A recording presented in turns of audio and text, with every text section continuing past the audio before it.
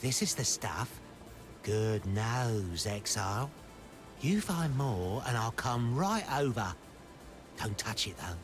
Stuff will send you mad without the right precautions. You think I want to be dressed like this? Tell you what, how about we take a look around my mine? Talk to me when you're ready to go. Stay in the light.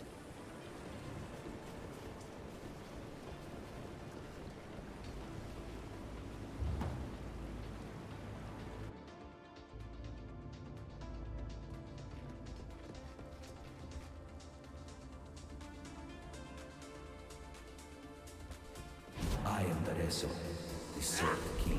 It was here in the pits of Theopolis I made my name, killing rabid dogs and wild boars before I could consider the glorious of arenas.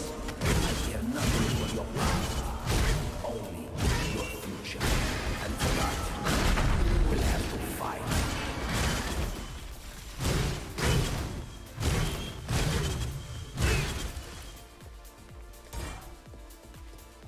Your victories will not continue. Your victories will not continue.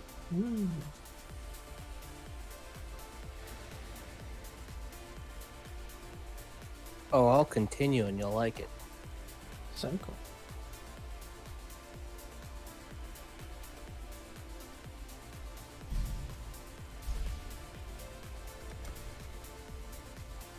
Night's madness strains away all hope.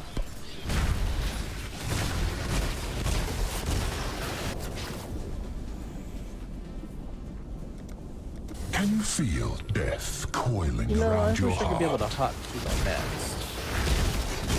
Not my maps, but my stash tabs. Ruin hides in every corner.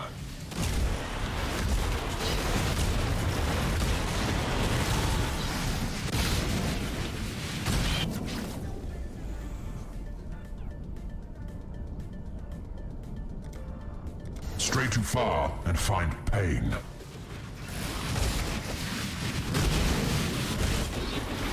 I can't do this just yet.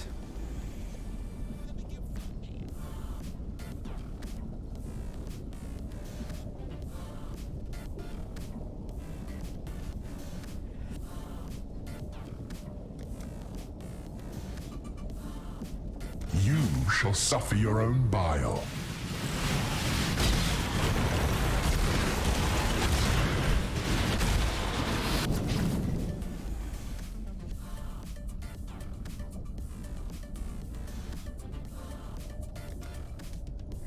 Time is your enemy.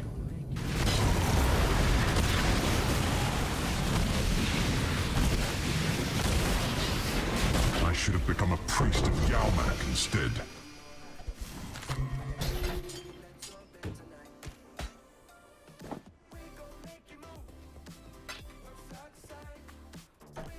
And victory. Victory brings life. Loot.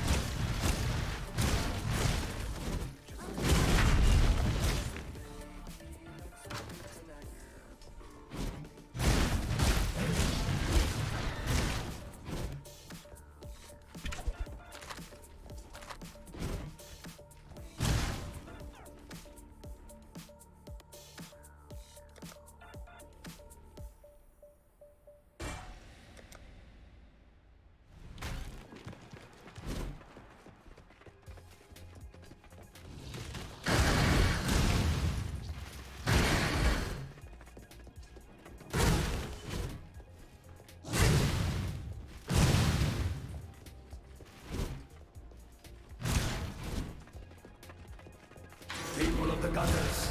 Steal the sheriff. On your slaughter. I swear, well, all these syndicate guys are not going to search.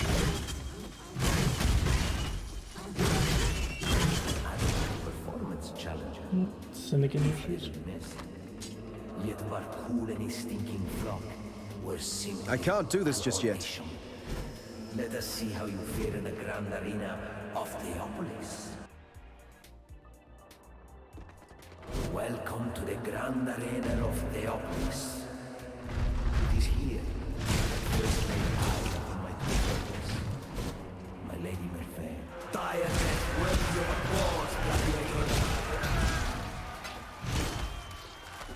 Your victories will not continue.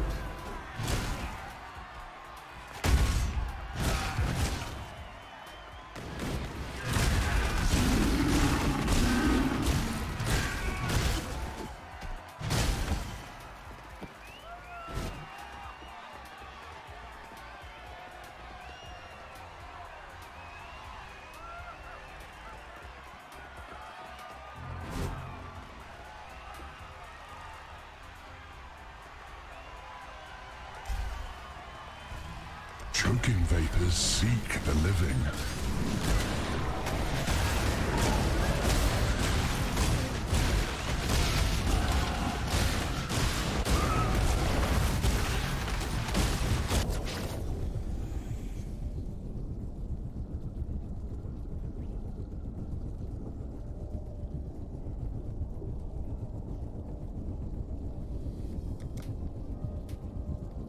Rare is the breath of living air.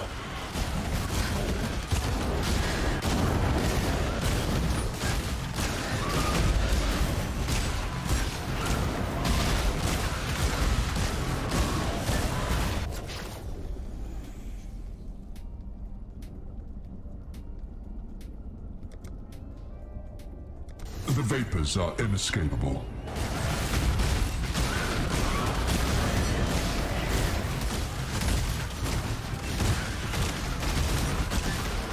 I really need to give you at least a second or two to again after the encounter, because as soon as you pick the next thing, Stray too you're not far like and instantly find already pain. moving.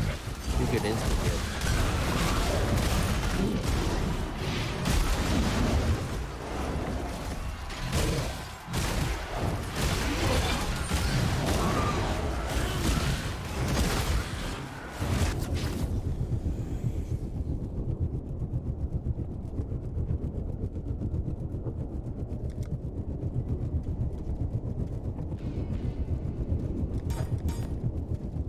Mortality seeks you in kind.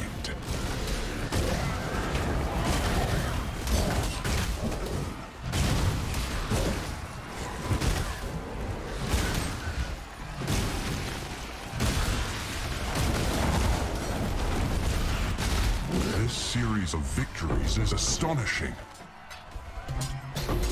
I believe in traveling light.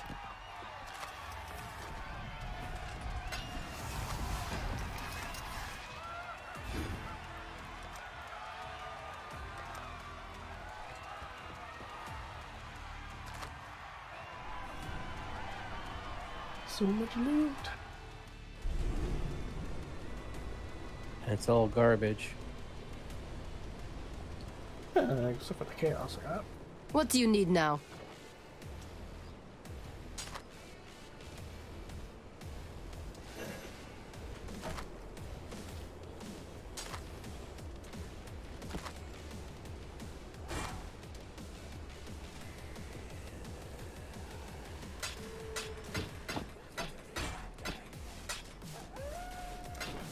May fear guide you.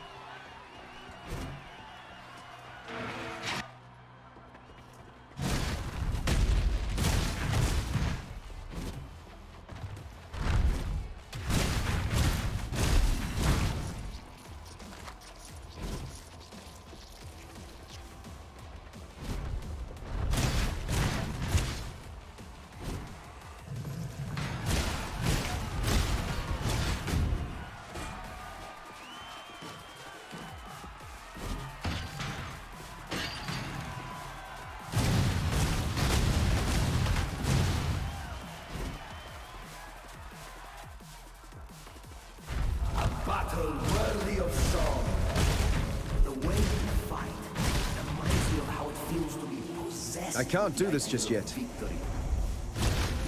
Is your passion enough to claim a crown? A king of swords is nothing if he cannot defend his crown. Almost adequate.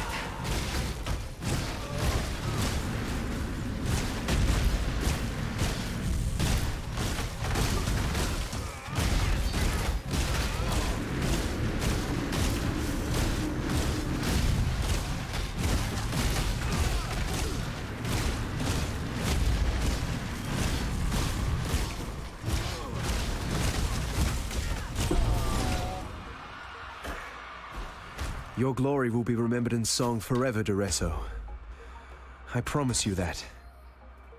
That was the easiest to wrestle over.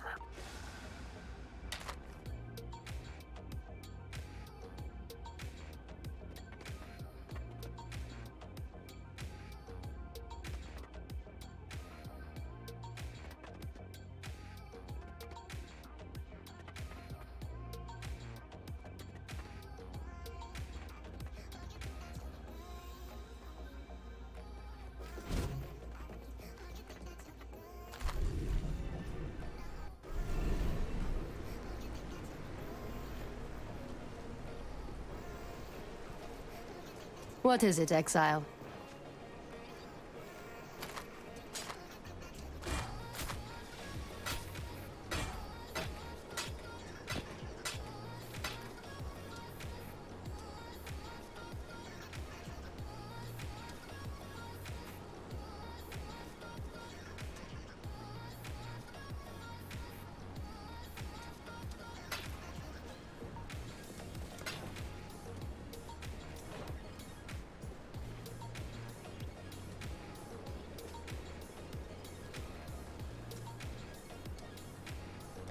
I'm watching you.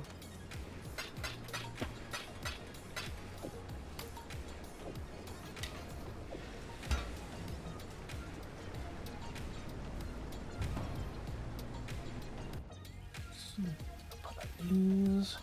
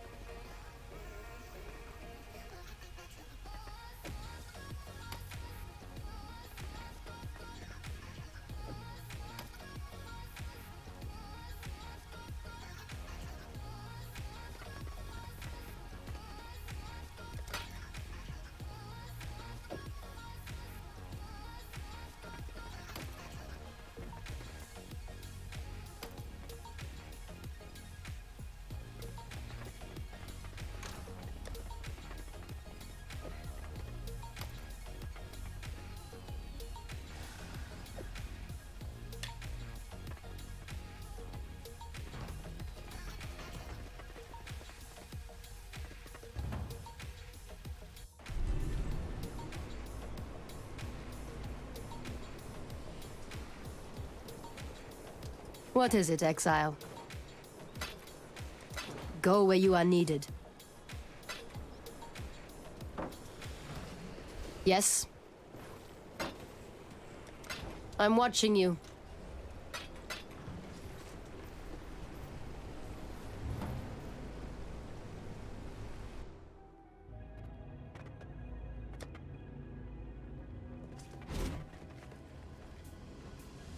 Pried the desire from Dureso's dead hand, did you? Or is it dead again hand? Or re-dead hand? Or is undeath really just death with benefits? In which case, you didn't kill Dureso because he was already dead. It's all a bit of a grey area, really. I'm completely beside the point. Yet we're still one gem short. Go, not a cockroach, and relieve Calm of his fury. Don't die, please.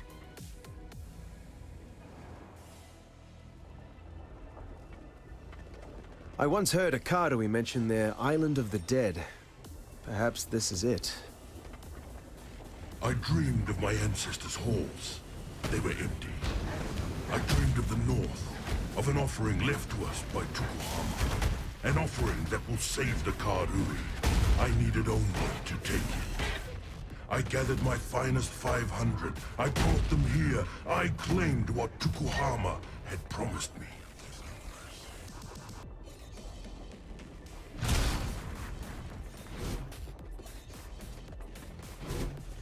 I can't do this just yet.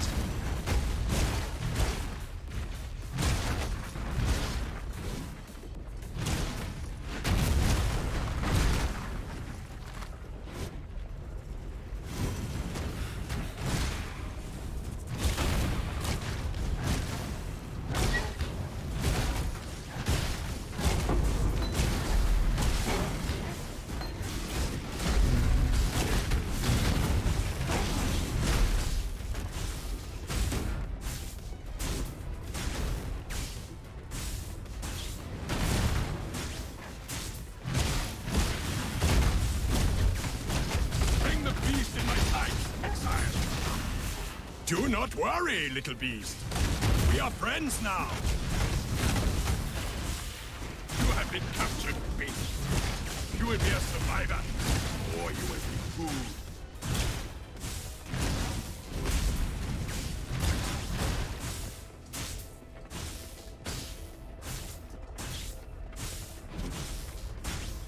The survivor of the food. Or is when reloaded.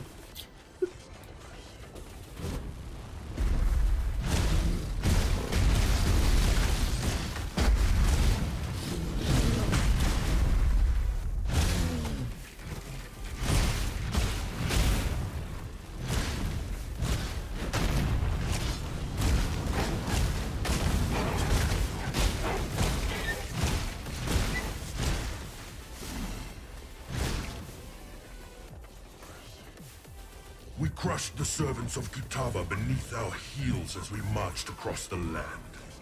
I allowed not one of my 500 to fall. The blood of the ancestors surged in our veins, and each and every one of my warriors earned Tukohama's mark upon their skin. We descended into the heart of Rayclast, and there he came to me, Tukohama. He asked of me a sacrifice. I gave it willingly. My axe fell 500 times, the jade drinking its fill of Karui blood. Tukohama was pleased.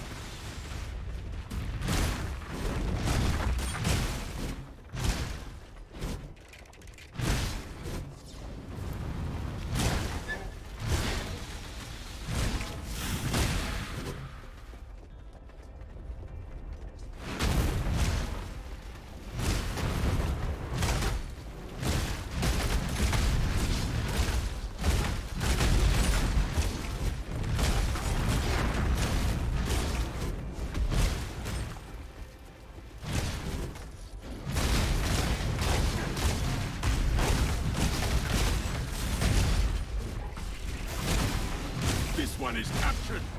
I now will take it.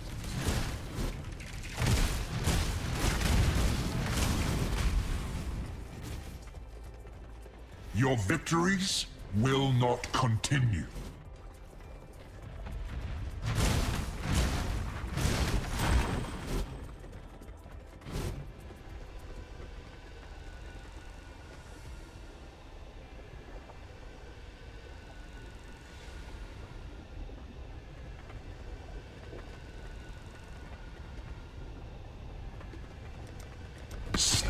toil and pain.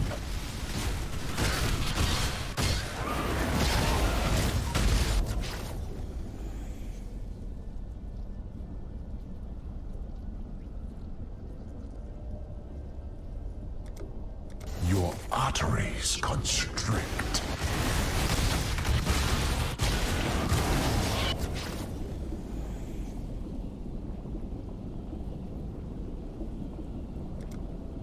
Night's madness strains away all hope.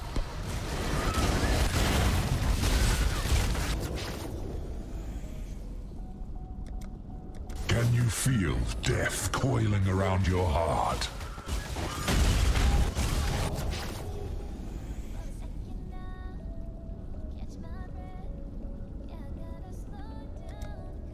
Ruin hides in every corner.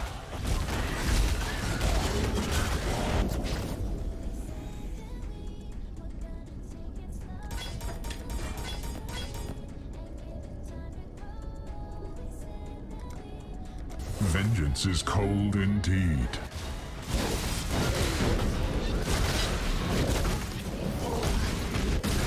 This series of victories is astonishing.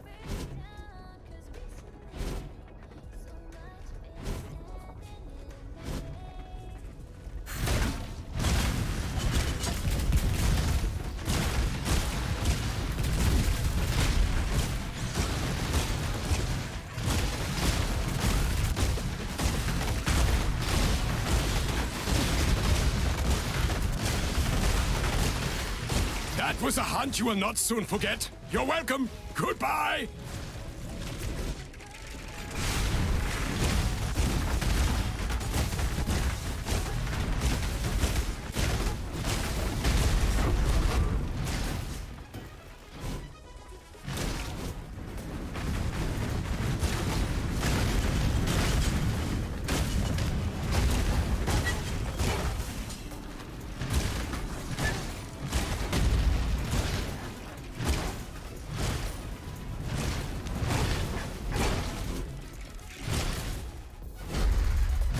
I can't do this just yet.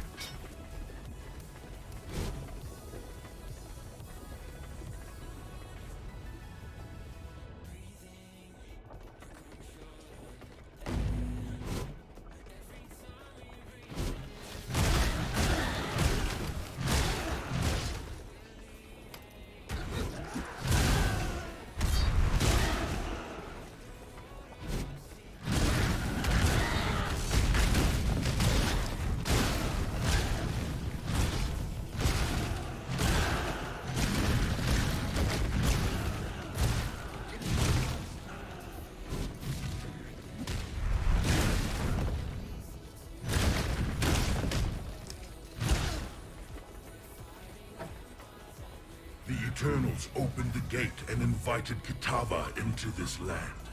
The Karui paid the price.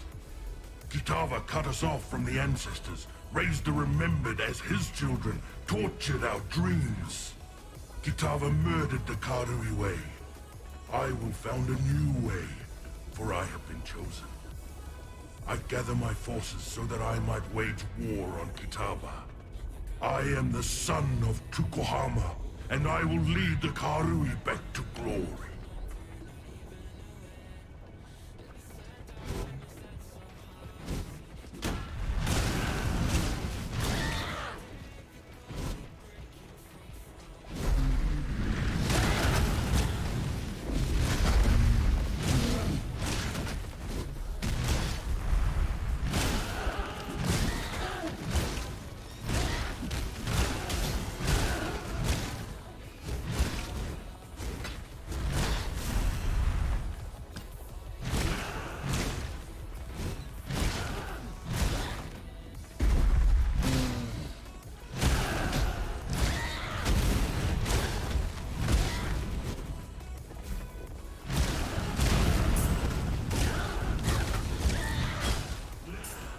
I believe in traveling light.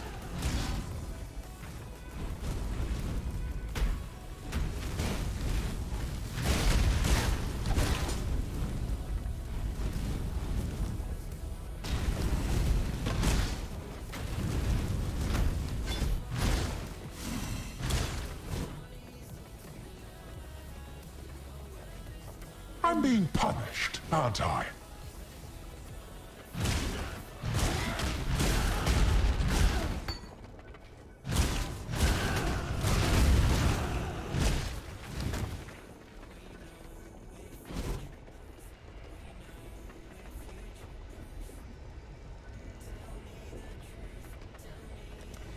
Choking vapors seek the living.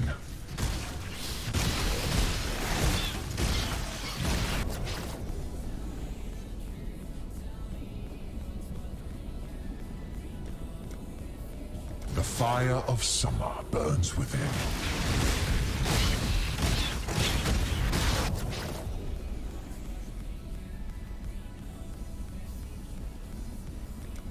Time is your enemy.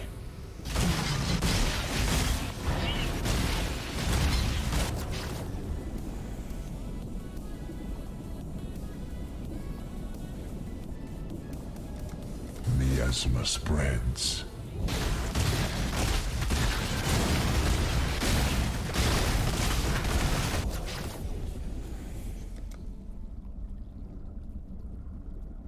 The vapors are inescapable.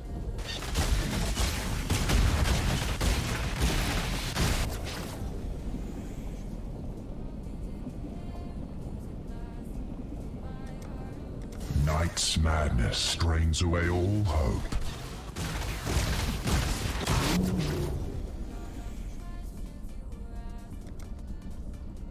Can you feel death coiling around your heart? Take your prize and go.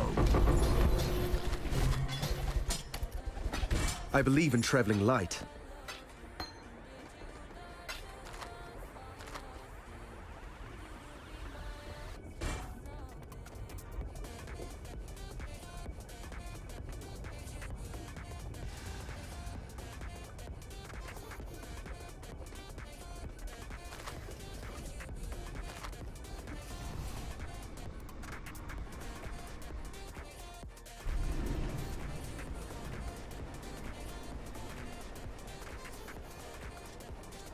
What do you need now?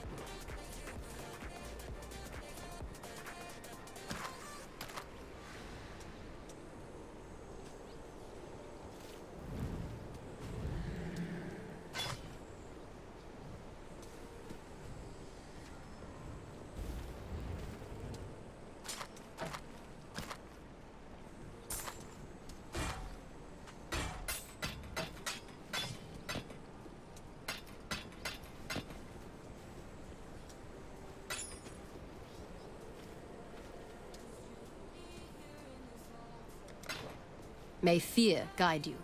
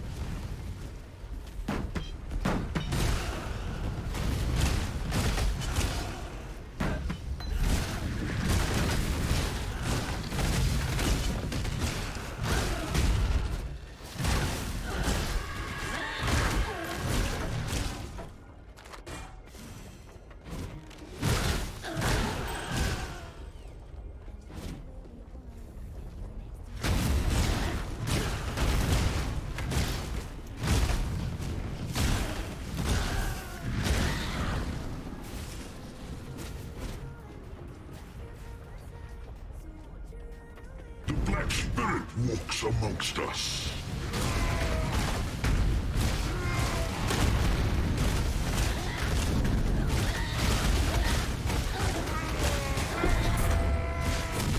Just be happy that you got a warrior's death, Kaum.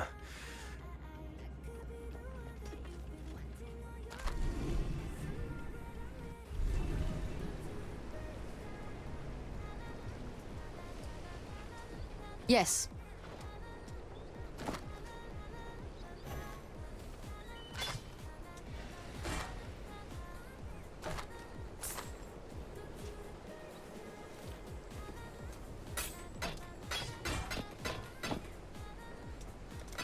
You will be remembered.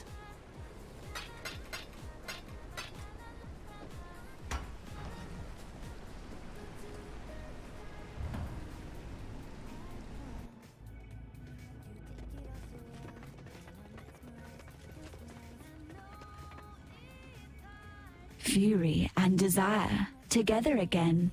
Lovely and lovely. Facets so shiny, replete with the vim of murdered souls. My Malachi did the crafting. Beautiful work. General Adis did the murdering. Equally beautiful work, in its own juicy way. Num-num's time, my little rapture. Have you ever been to the end of the world before, my king? Asked the blackest monkey. No, I have not, realized the Monkey King. There is my reason to go where you go, be where you be, my king, concluded the blackest monkey in a voice as warm and welcoming as death. Do you know who wrote that? Not a cockroach? Victorio Navalius, the people's poet of Sarn. He was my friend, and I betrayed him. Took his love and burned it before his eyes. Now I am betrayed. My heart burned black by the one man I loved. Malachi. He's found a new heart, you see. A beast's heart to cuddle up to keep him warm and safe at the end of the world. Today, I remind Malachi of his betrayal. Today, it is his turn to burn.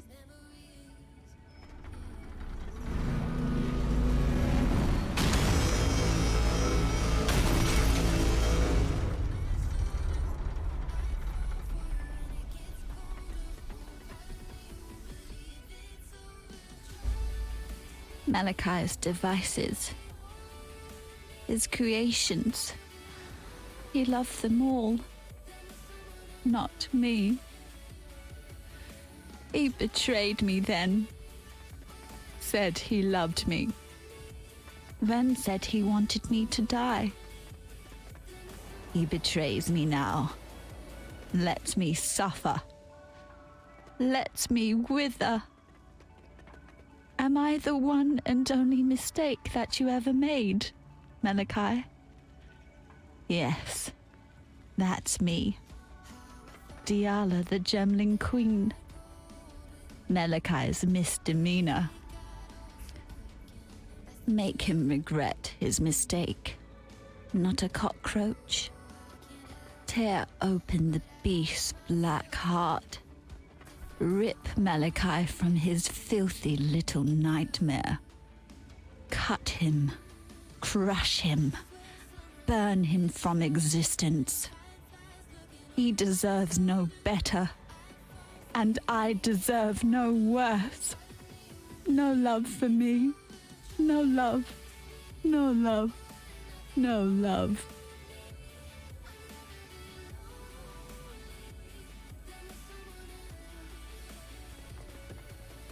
Did you say something? I'm inside it. We'll, The beast itself. freaking Diala's thing.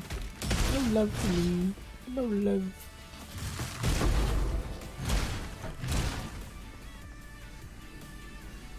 No one loves that. Detonation card, the hunger, taste of hate. That sounds How is delicious. I that? want one. Just a 9 taste. cards.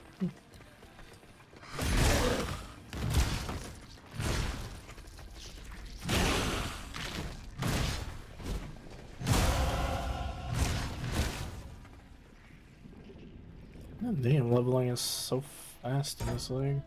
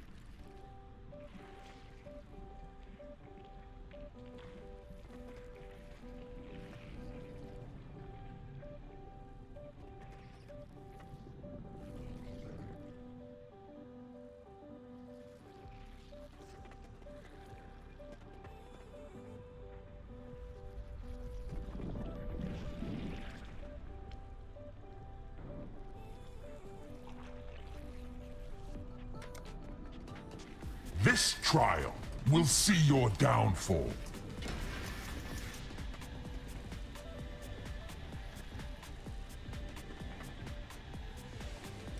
Choking vapors seek the living.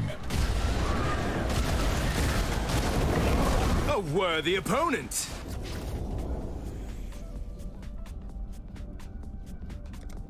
Rare is the breath of living air.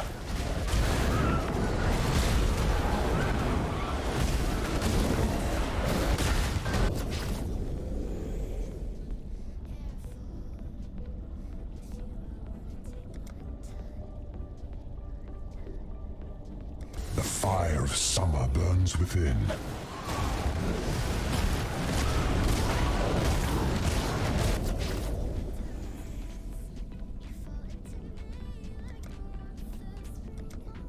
Contamination moves swiftly on the wind.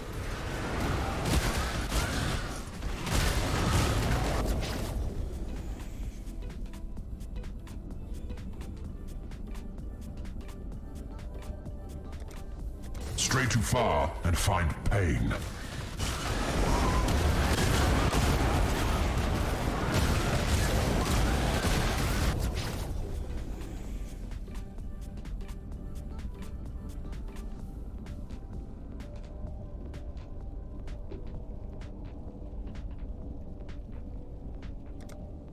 Ruin seeks you.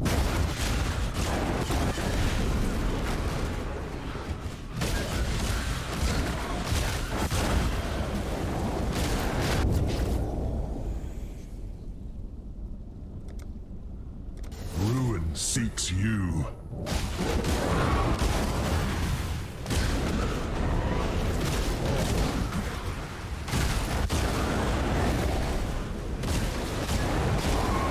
Insufferable.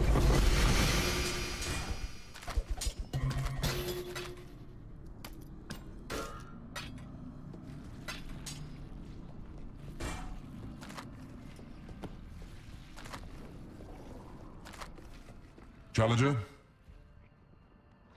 The Queen represents an odd island of stability that chaos cannot comprehend. Almost all events come laden with possibility, but the history of her existence is a single unbroken course. There is no world, real or imagined, where Atziri did not lead our people to ruin. She gazes into a mirror still, somewhere beyond the reach of my master, in a place of crimson madness and nightmare. My master adores the uncertainty of chance outcomes, but he abhors cosmic enigmas with no clear answer, especially when such enigmas seem to possess the power to impress determinism upon the fabric of existence. I was once mortal, and I know how the mortal I once was would have felt about certain things. That man would have hated Doryani with a passion for bringing about the fall of the greatest civilization this world has ever known. Fortunately, I am no longer troubled by such attachments. Through the grace of chaos, I now understand that all things that can happen, do. Even now, I'm testing the might of another survivor who washed up on Rayclast instead of you. And to her, you are dead. All that you accomplish is meaningless. All that Doryani ruined was equally meaningless. Chaos is watching.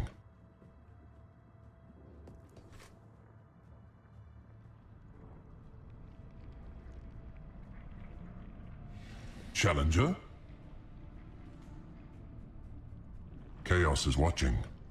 Chaos is watching. It's weird.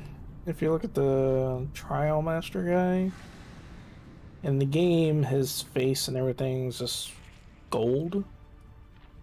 But Make when it you click quick. on him, his little portraits in the discussion, it's like flesh. Chaos is watching. Go. Improve. weird. I think it's Malachi, the trial master. It's the same voice actor. Challenger. So I find it weird that, like, when you click on him, when you're choosing the things to talk about, his portrait at the top left there, it's like his face and everything's flesh, and he's got like fang teeth. Until But next if you time. look at him on the ground and zoom in on him, it's just like a golden statue face.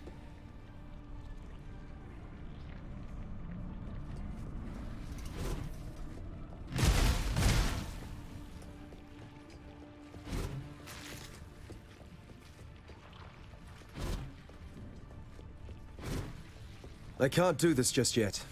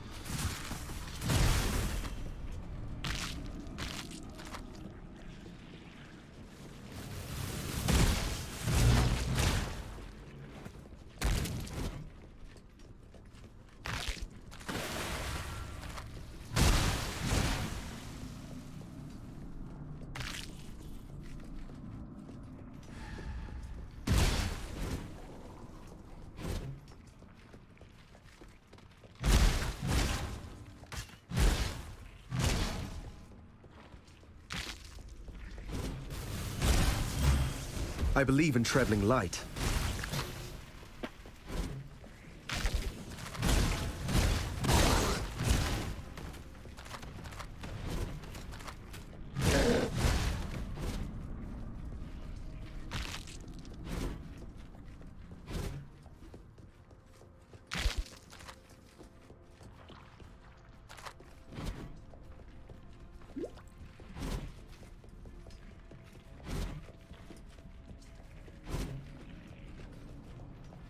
I'm being punished, aren't I?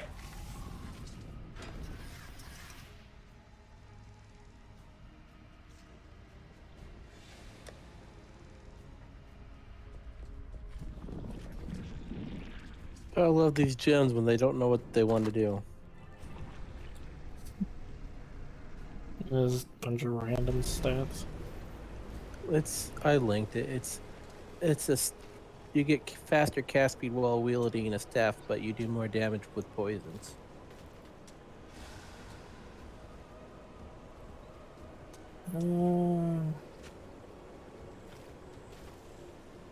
Damn. What do you want? So you can cast, but you know poisons are you got to do the physical ones, right, for poison, not spells. Spells do chaos damage.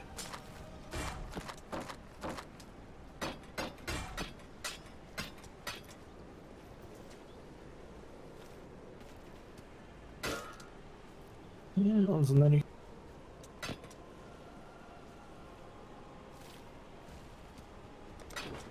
I'm watching you.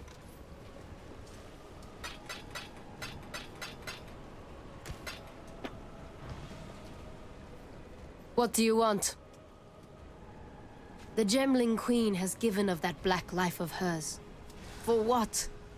To wound and wake the beast that should have been slaughtered in its sleep. Diala's path would lead us into Cataclysm. Follow your own path from now on. Go where you are needed. Yes? Diala saw the mistakes of the past with her own eyes, and now she's given everything to fix them. Right, Vanya? I don't know, Pataris. I saw people die for each other in San. I saw clarity, resolution in their eyes. In Diala's eyes, I see ghosts. Those eyes have seen horrors that we can't even imagine. Maybe. But this sacrifice of hers, I think it was more like a deal and Diala didn't quite get what she bargained for. You killed the Sword King? Duresso wasn't actually alive, Pataris. Duresso must have thought he was alive. True. Thinking and being, a bit of a blurred line here in Rayclast. Exactly. Take care.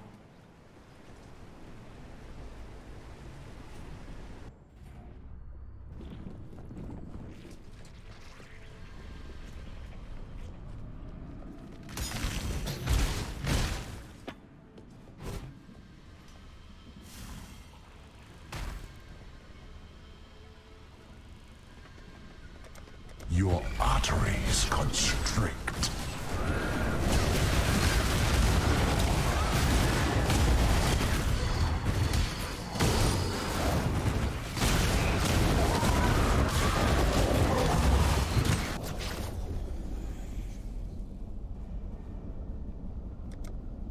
Vengeance is cold indeed.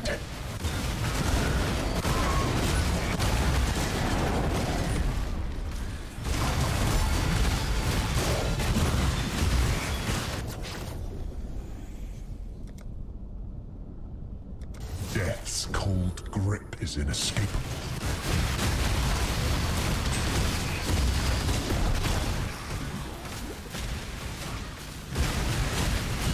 Like the quiver.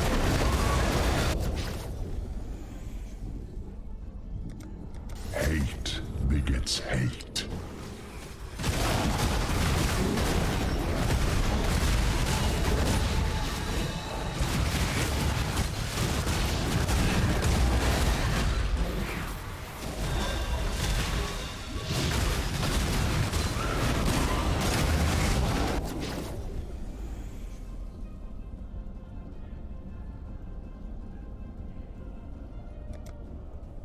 Avoid the miasma, if you can.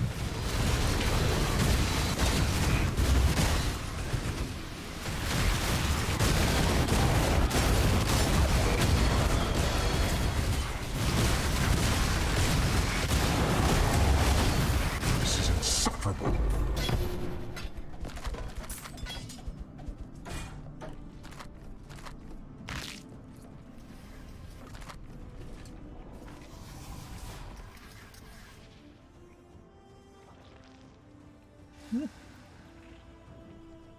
Life resistance and damage. Quite nice. What did you say? Is that quite nice?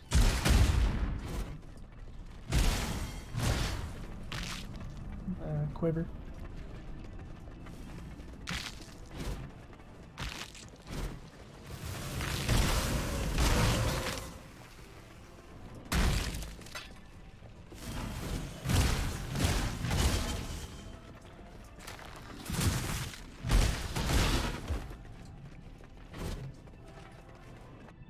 Oh, Duelist, you're so cute when you're bewildered.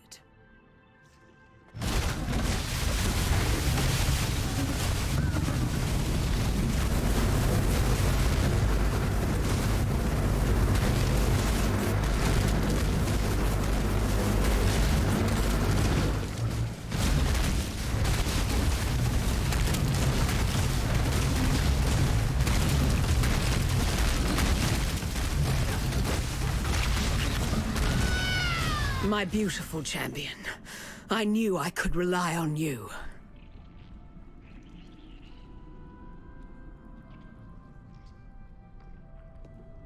That's twice now I've experienced a little death with you, Duelist. This time it was just the rude awakening I needed. When we shared our moment back in the Lunaris Temple, part of me wishes I died at your feet as intended. The little girl within me that shies from darkness. From greatness. It was Malachi who reached out to me, who wrapped me in nightmare, made me his slave. He has shown me greatness beyond imagining, so much that I thought my mind would shatter under its weight. And although my mind remains intact, my dreams were not so fortunate. Malachi is in the beast's black core right now, harnessing all that the beast is and will be. He will destroy this world and forge it anew in the divine image of Nightmare. Yet as powerful as Malachi has become, he is neither unreachable nor invulnerable. He sacrificed much to become the beast's prime servant, both in spirit and in flesh, yet 3 vital organs remain. His heart, lungs, and entrails, keepsakes of humanity lost. They will be our tickets into Malachi's private little show. Venture deeper, deep into Nightmare's abattoir. I'll follow when I'm able. You find me those organs, and I'll get us into the black core.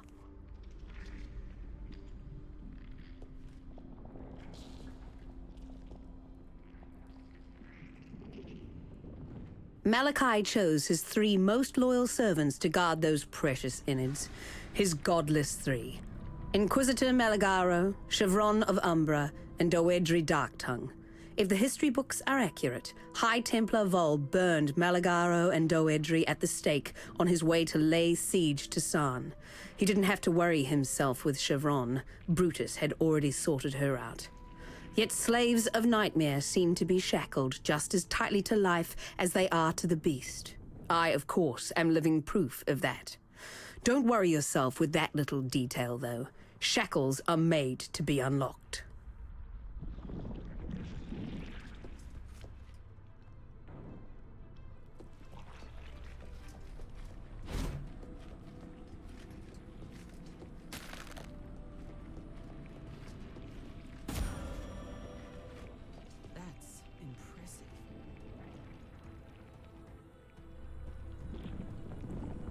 This thing gets more twisted with every step I take.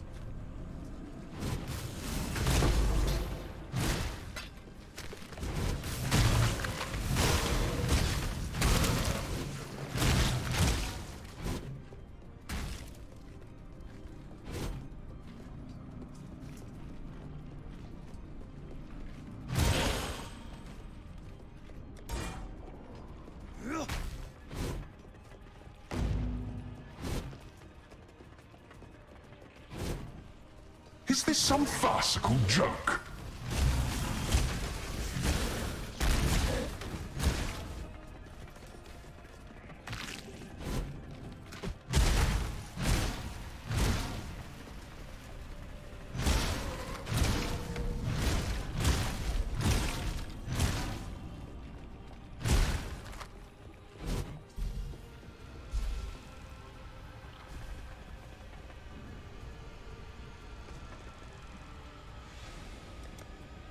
The fire of summer burns within.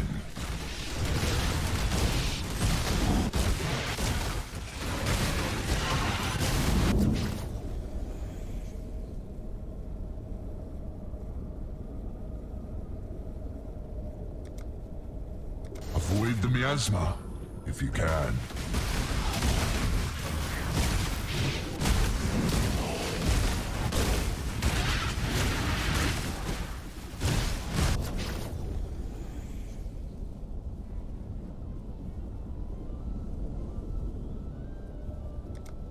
Miasma spreads.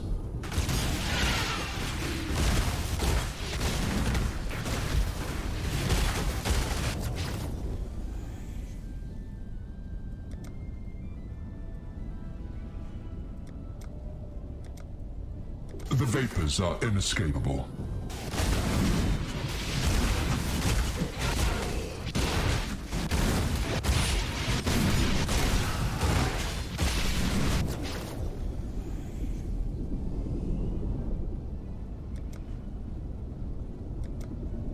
Fire seeks what it will.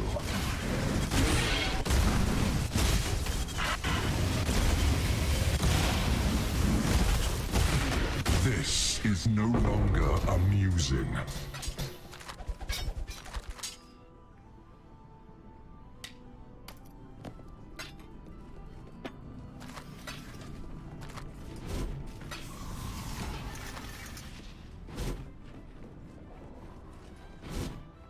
I can't do this just yet.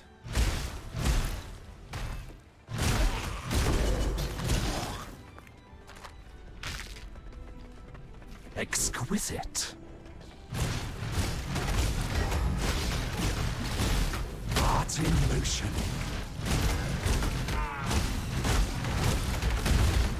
You have murdered an artist. Take comfort, Meligado.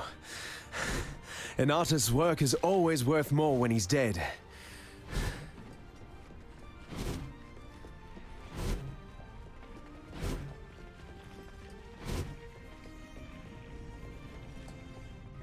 Before we walk this path together, it's important that you understand one thing about me. I don't regret a single thing that I've done. I set out to raise humanity up from the cloying mud of its fleshly ignorance. My mistake was not in the aspiration, but in the execution. Now I intend to correct that mistake. Really, I'm not helping you, Exile. You're helping me. So, have you found those juicy organs for me yet? You work fast. You know it is no mere freak of nightmare that fashioned that monstrous version of myself, the one you so kindly dispatched. The Godless Three took great pains in getting me looking just so. They were none too gentle about it either. So no need to play softly with the remaining two. Treat kindness with kindness.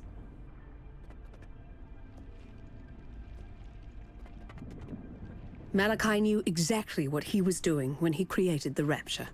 His primary concern, get inside the beast and take up the reins of true power. And his second objective, incite a cataclysm that would wipe the very thought of resistance from this land. The beast is the source of all thaumaturgy, the one power in this world that transforms what is real into what is imagined. The entire world is now at the mercy of one man's vision. It won't be the future I imagined, and it won't be the future you imagined either. While he remains within the black core, the only imagination that matters is Malachi's.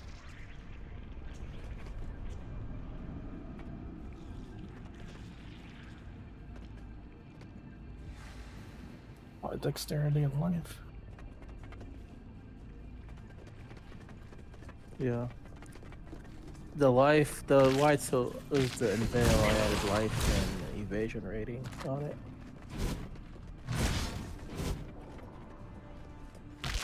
Pop a double resist on it, and with your crafting bench, and have yourself a evasion gloves.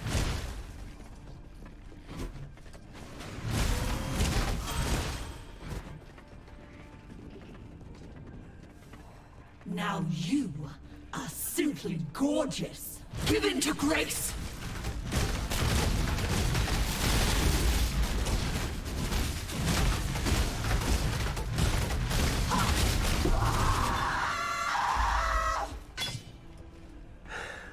Flattery will get you nowhere with me, milady.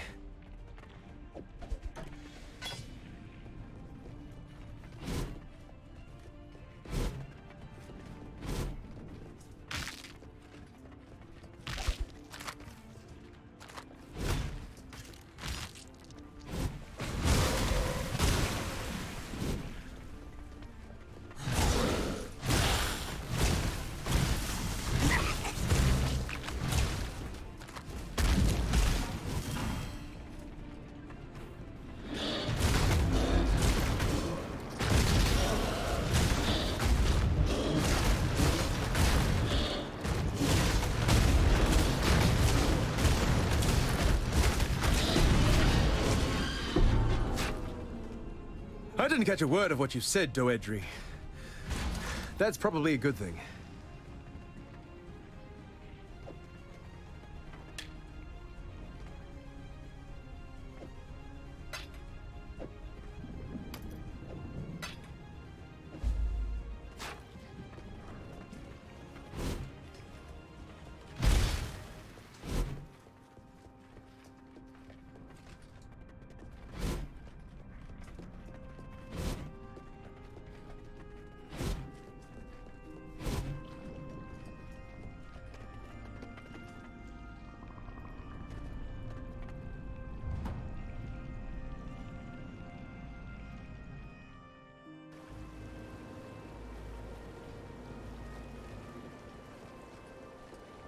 What do you need now?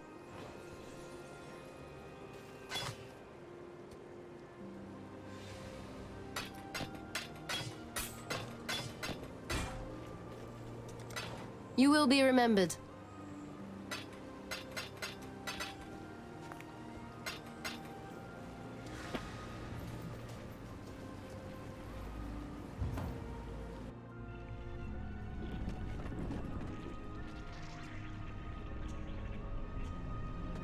You, my champion, have caused me more pain than any other man in my life. Fuck Yet you, do you know Valor. from whence my true agony has originated? Not from the violence you have inflicted upon me. I'm a big girl. I knew what I was doing can when I take clicked it. the button. No. It is having to look into those pretty eyes of yours across this chasm of creed that has separated us. Until this moment.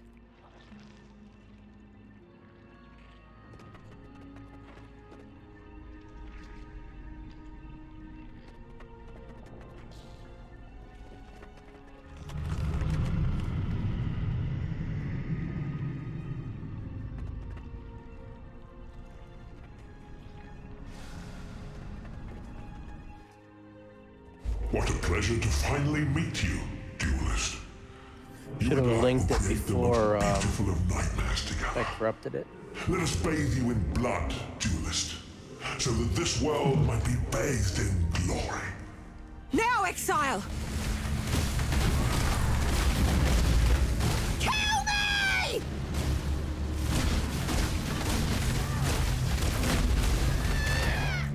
What? Now, Exile! It had 11% area damage, increased attack speed with an axe, and 9 to dex and intelligence.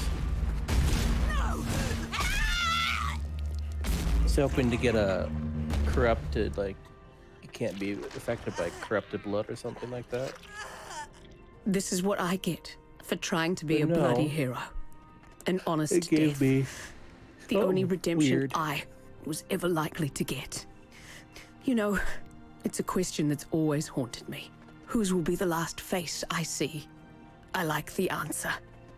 Go, my pretty champion.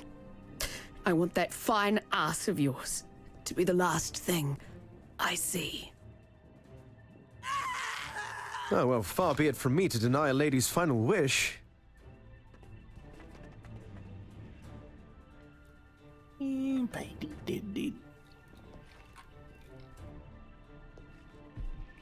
Now, let us see if you truly understand what it means to be Nightmare.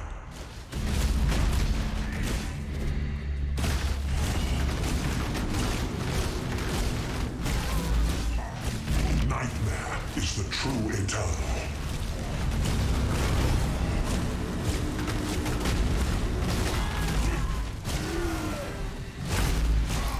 Accept the gift of immortality.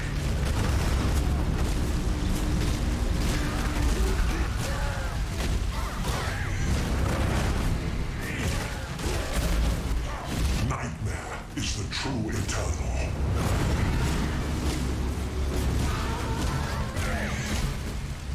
Why are you so in love with death?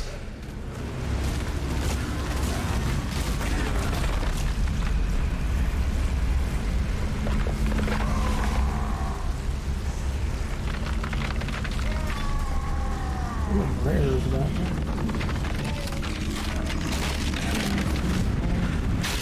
It's a strange feeling when the fighting I is gave done. you 6 rares. Really? I've won. Dropped all yellows. The beast is dead, and Rayclast owes you its life. I don't Is think I this the got grand anything for ending you him were when I went hoping through. for, Duelist? Yes. You must be very proud of yourself.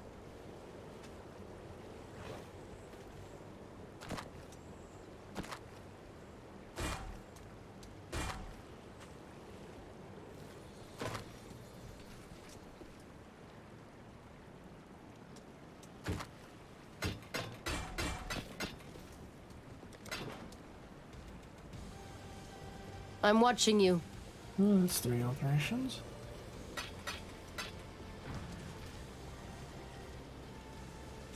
There's no arena, no trophy, no accolade, no title. No end to what Prataras could spout in your honor. In this case, I think it's all right to do so for a bit, don't you? We're standing in the presence of the greatest duelist that ever lived. For once, I actually agree with him. You've done more than attain glory, duelist. You've saved the entire bloody world. We needed a hero and you rose to the occasion. Thank you. Take care. Yes? Piety. She still lives. Then she needs to die again. Permanently this time. I honestly don't know who I'm more scared of. The beast or that black-hearted witch. It's the combination that scares me. And it should scare you too, Exile. Bye. Yes?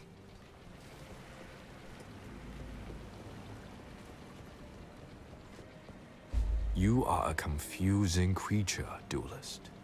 Your heart beats for no one but yourself. Yet, you have committed the greatest and most selfless of acts. Was it an act of the heart, or merely an act?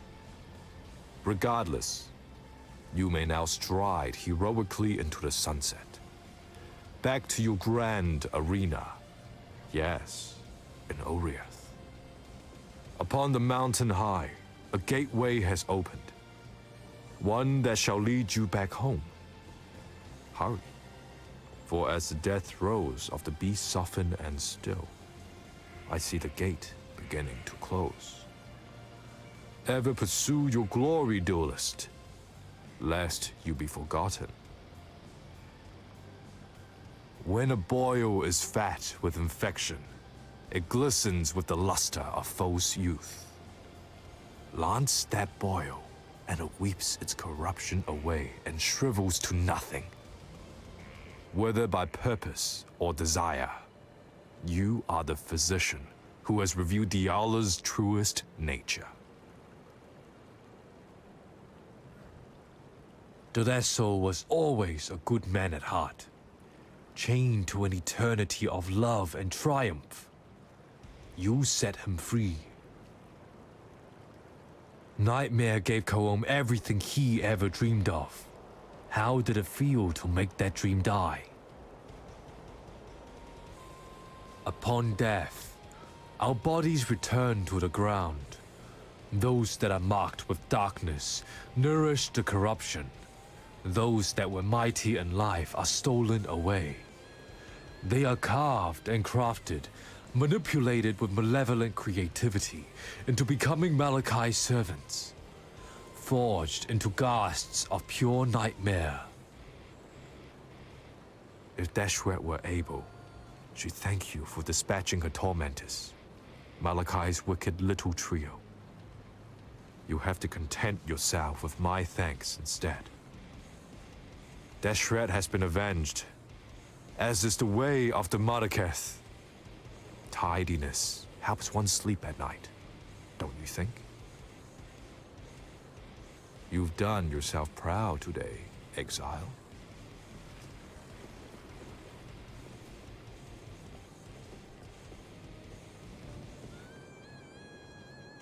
What is that in your eyes? That glistening, that softness. Is that pity?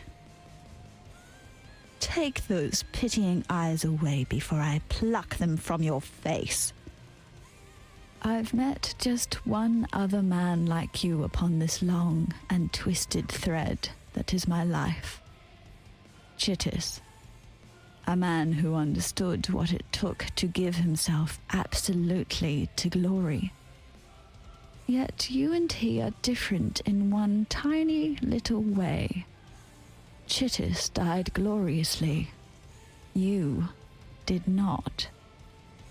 And now it is my Malachi who is dead. I knew it, felt it, understood it the moment you struck the final blow.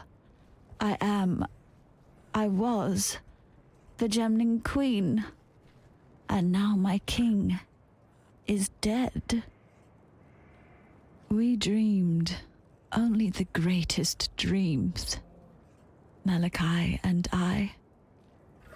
A truly eternal empire, eternal life, eternal love, a future no longer afraid of the past. Eternal lies. Eternal loss. Those are our true gifts to Rayclast. This land could not have asked for a worse king and queen. Rayclast leaves the past behind it now. Malachai's past. My past. It thanks you, not a cockroach. It loves you. I wish that I could do the same. Take this. I've given everything else to him. My youth and beauty, my body and mind, my heart, and at last, the only thing he ever gave to me in return, my gemling power. This is all I have left. I entrust it to you, not a cockroach. Malachai taught me not to trust anyone. It is time to forget everything that Malachai taught me.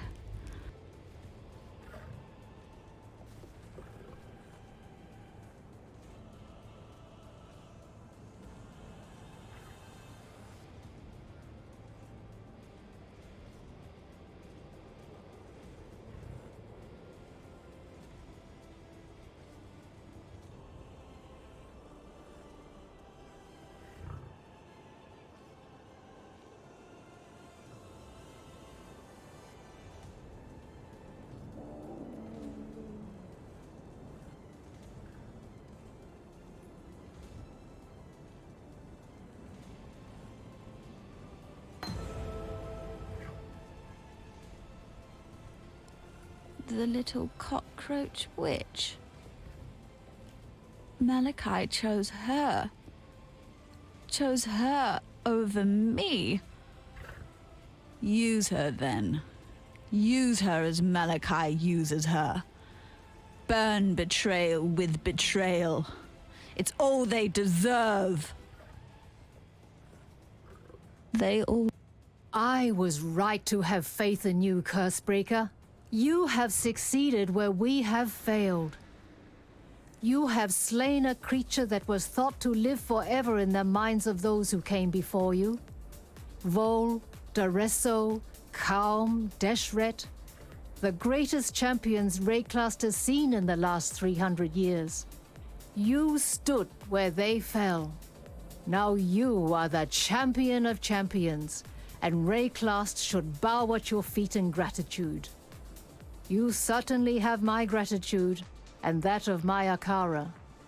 We have been exiled from our land by fear and misguided duty. Now we may return, to ride where we will, live how we wish. Cursebreaker, giver of freedom, we thank you. I am told that you have put King Calm down to his final rest. Cursebreaker, and now the murderer of legends. Great names hatch upon you like ticks on a roar. Diala's hopes may be crushed, but ours still thrive in you, Cursebreaker. From what Tasuni tells me, the beast's innards are now yours to penetrate. Diala has served her purpose. Now comes the time for you to serve yours. Find this Malachai that Diala mutters about so incessantly. If my understanding is true, then he is the mind of the beast. Kill him, and the body of Nightmare will die with him. Our hopes are with you.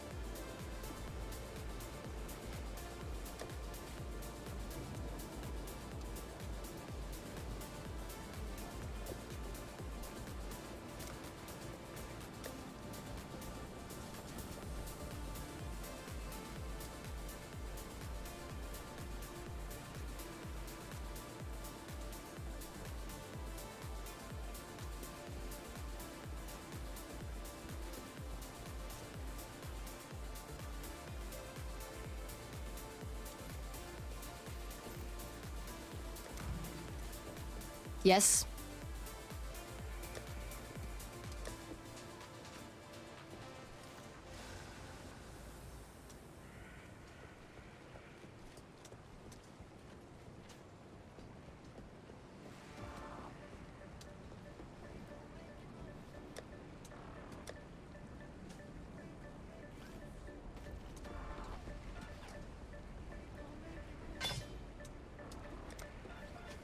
Go where you are needed.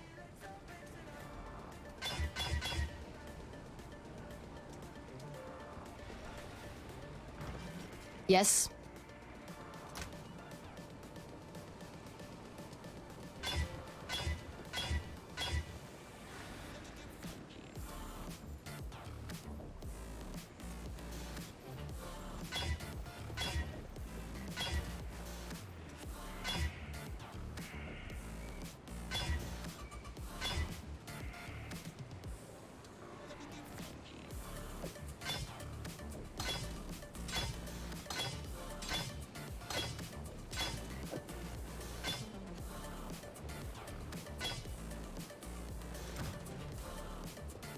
Yes?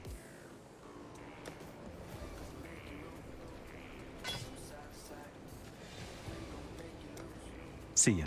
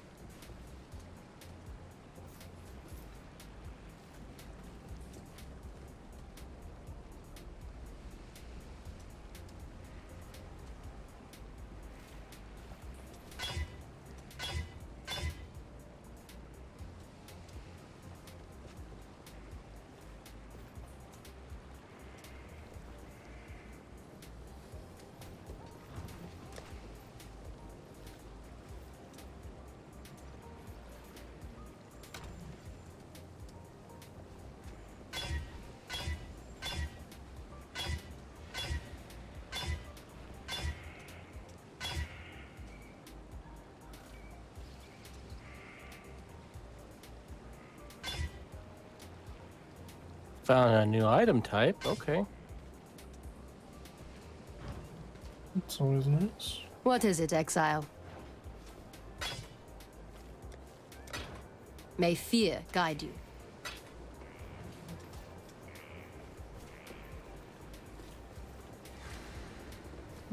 Cast resistance.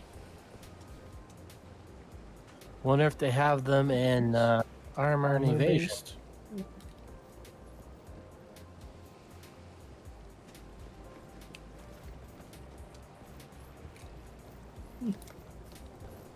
Be interesting.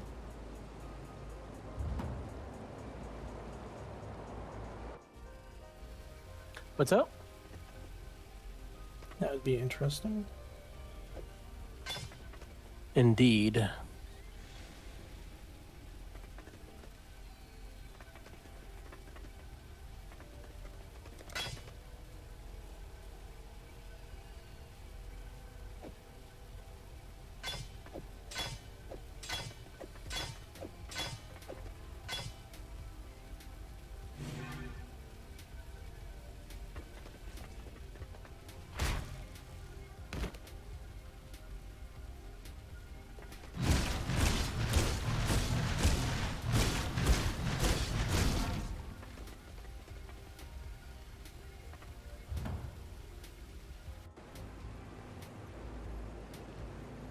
My links on? God, this ritual sucks. I re-rolled it because I didn't really want anything, and then the second page is full of shit. I mean, that's worse than the first page.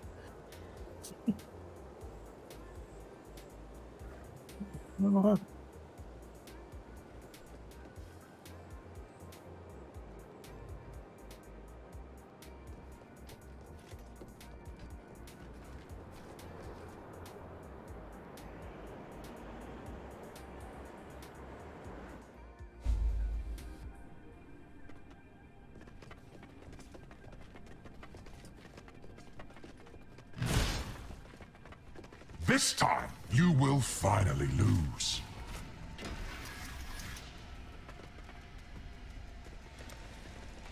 Choking vapors seek the living.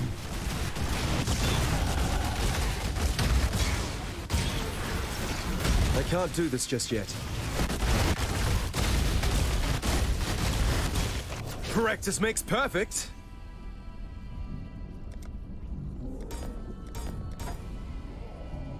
Miasma spreads.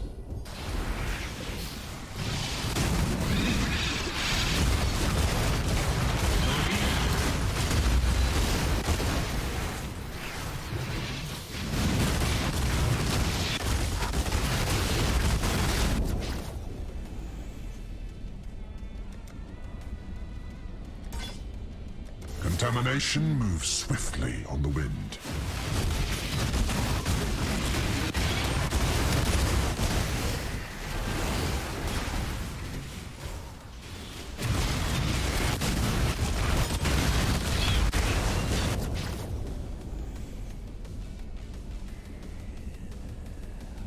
My syndicate's starting to shape up Night's pretty nice. madness drains away all hope. I need to get Tora into research because I found a enlightened gem.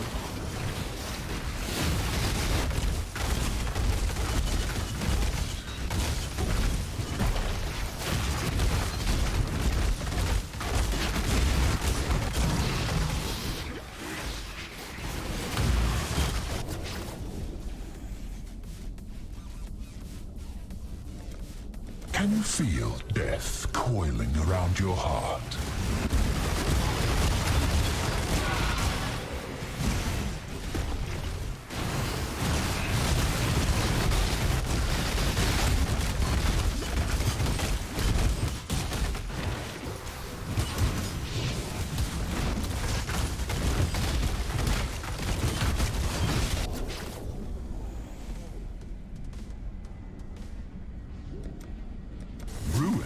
Hides in every corner.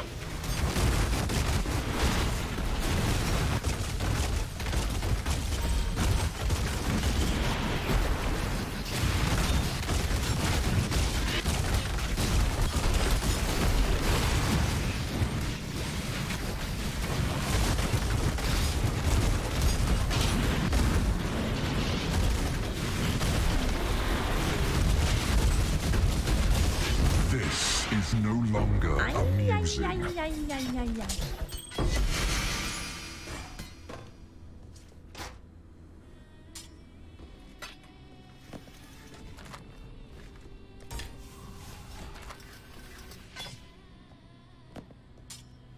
With that single new item, man, they just made it a lot I believe easier in to traveling get light. chaos resistance.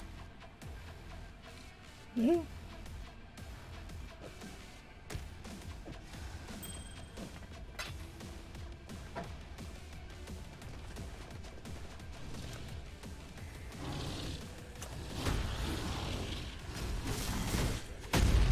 A bad joke about tentacles. I just put Link on my tentacles. Now they go all over the fucking place.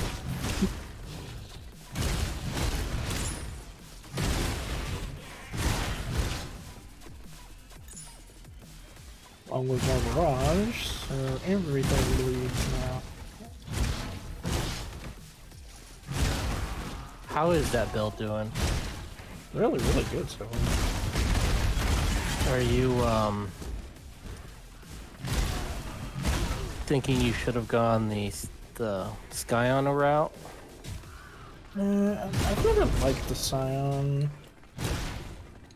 I just never seemed to have the power of the others. And this one with the barrage, once they get the next Sunsea thing where all the enemies explode when I kill them, that's insane. Clear that. Sounds like it'll be a real blast. Oh yeah.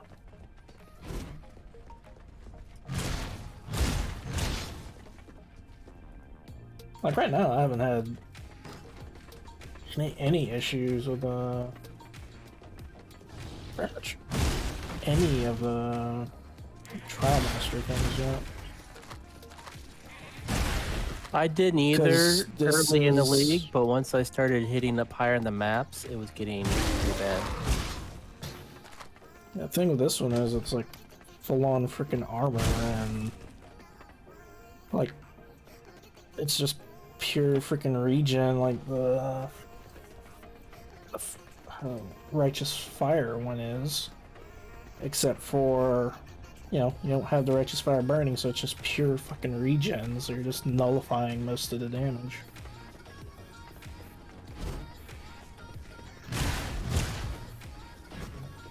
I can't do this just yet. And like with the Reap, if I get like a 5 link, I can probably add Life Leech on there and just really be freaking tanky.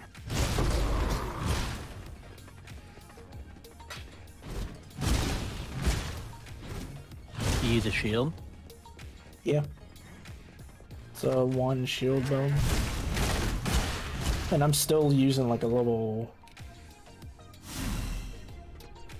I think this was like a level 10, level 11 wand. Still haven't upgraded. It's still just a puny piece of shit pick up a fucking 4 wand. All I have is a crafted spell damage on it. And I'm pretty much one-shotting those things. I have a shield for you. Yeah, I need to get the shield and wand with the +1 to physical gems. You know there's a recipe for that now, right? Yeah, I just don't have all the gems for it because the gems have to equal 40% quality. So it has to be Pacific gems and all of them have to have quality on them. I like the shield for you. Still don't know what all those things do. Hit Alt and it tells you. Oh, good. Okay. I was trying to figure that out too.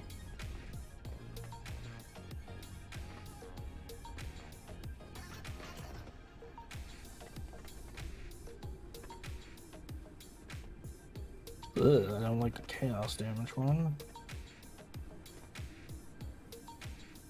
It increases your chaos damage.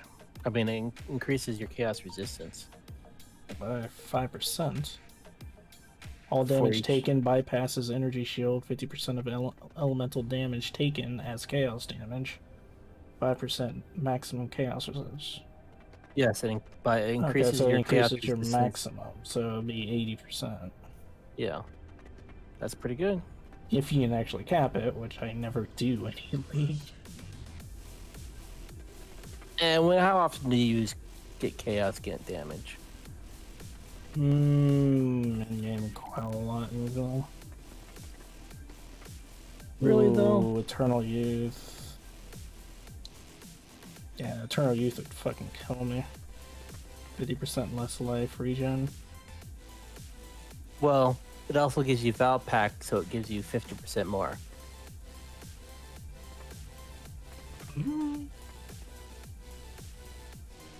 Regen with total life recovery per second. Yeah, from Leech, but I don't leech yet.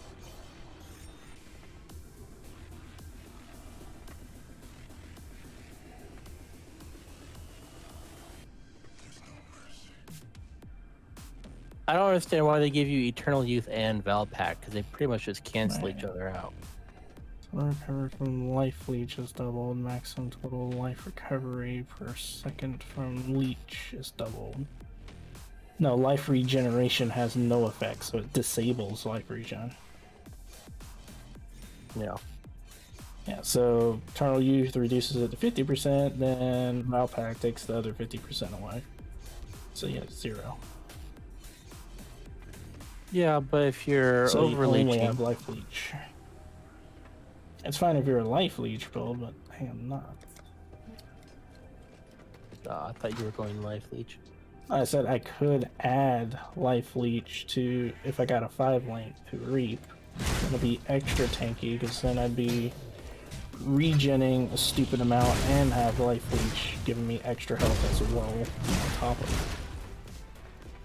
it. I believe in traveling light. God, I am my fault. Yes, I am my fault.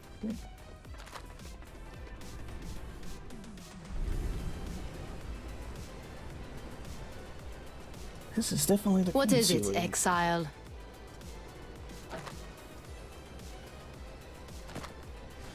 Did you say the Quincy League? Quincy.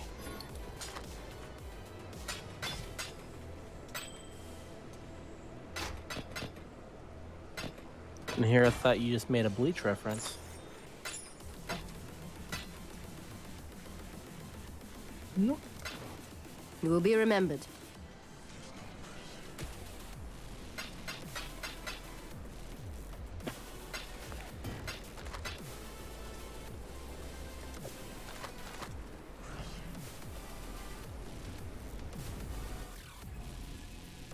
I'll also top it off. I got my stone golem. That's gonna be more freaking life regen.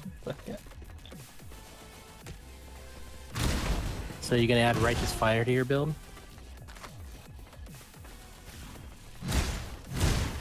I technically I could, because it's pretty much almost the same build setup except for the high form of fire resist.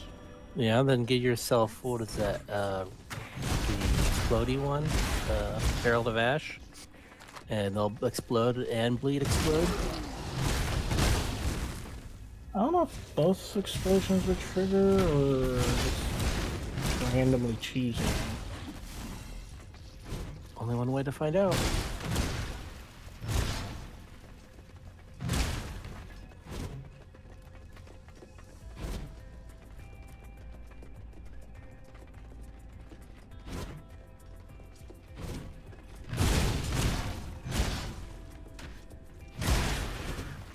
I can't do this just yet.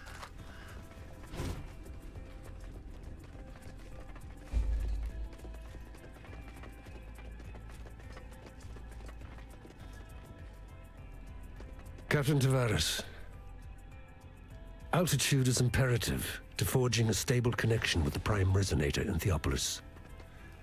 Power source is equally vital. Locate a fissure in the mountainside and lower a conductive cable into it. The deeper, the better. It will take an immense amount of thaumaturgical energy to execute the successful disintegration and transmission of objects, both inanimate and animate, between Highgate and Theopolis. For that kind of power, we must tap the origin. I needn't remind you of the consequences should either of those elements prove deficient. That is why I would like you, Tavares, to be the first to test the resonator once it is operational. Accountability is a perfect counterweight to ambition. High Templar Dominus.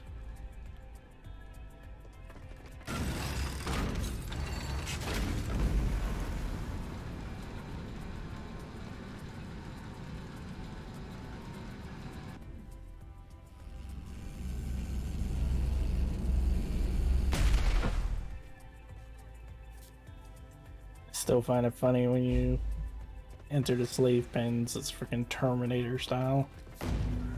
Mm-hmm.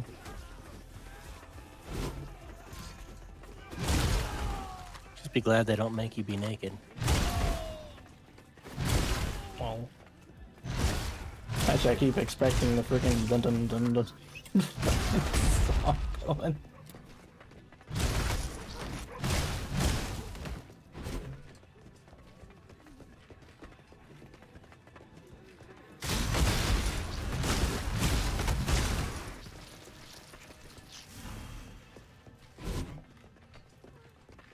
I think that my regen is so high I don't have to worry about bleeds. And he keeps putting bleeds on me and does nothing.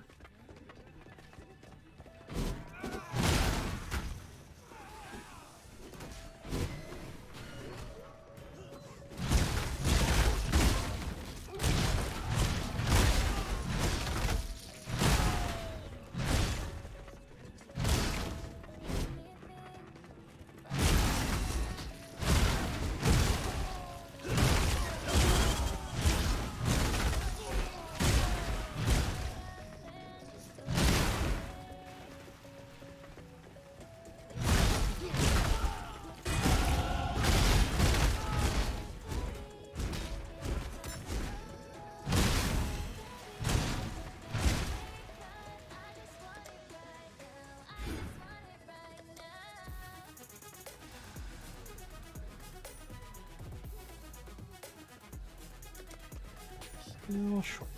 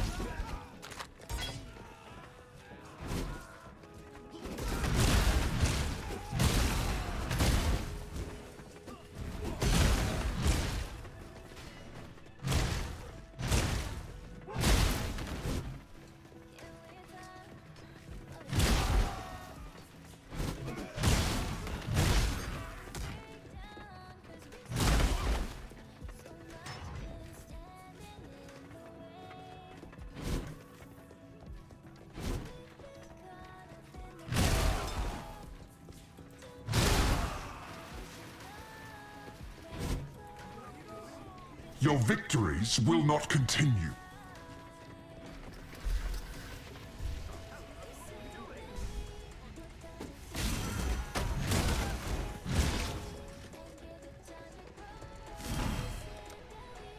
Your reach exceeds your grasp.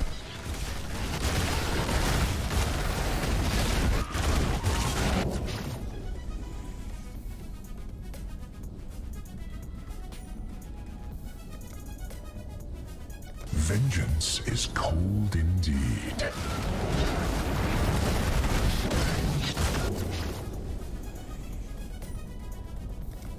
Death's cold grip is inescapable.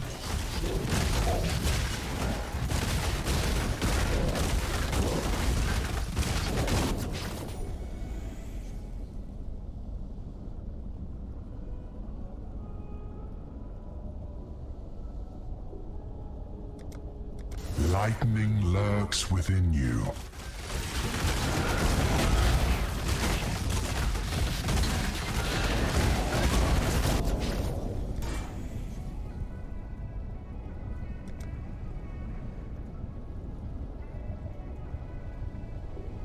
Hate begets hate.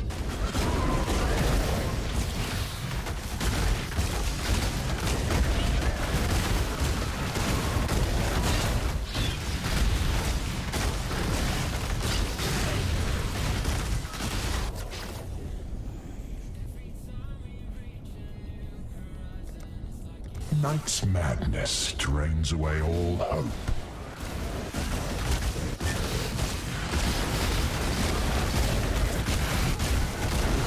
I suspect I'm being made a fool of.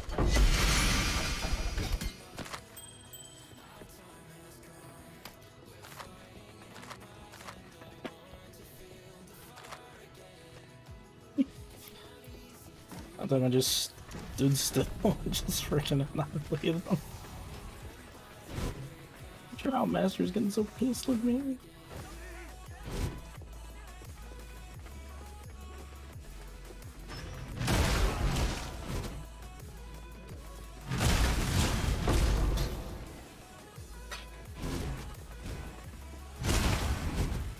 I can't do this just yet.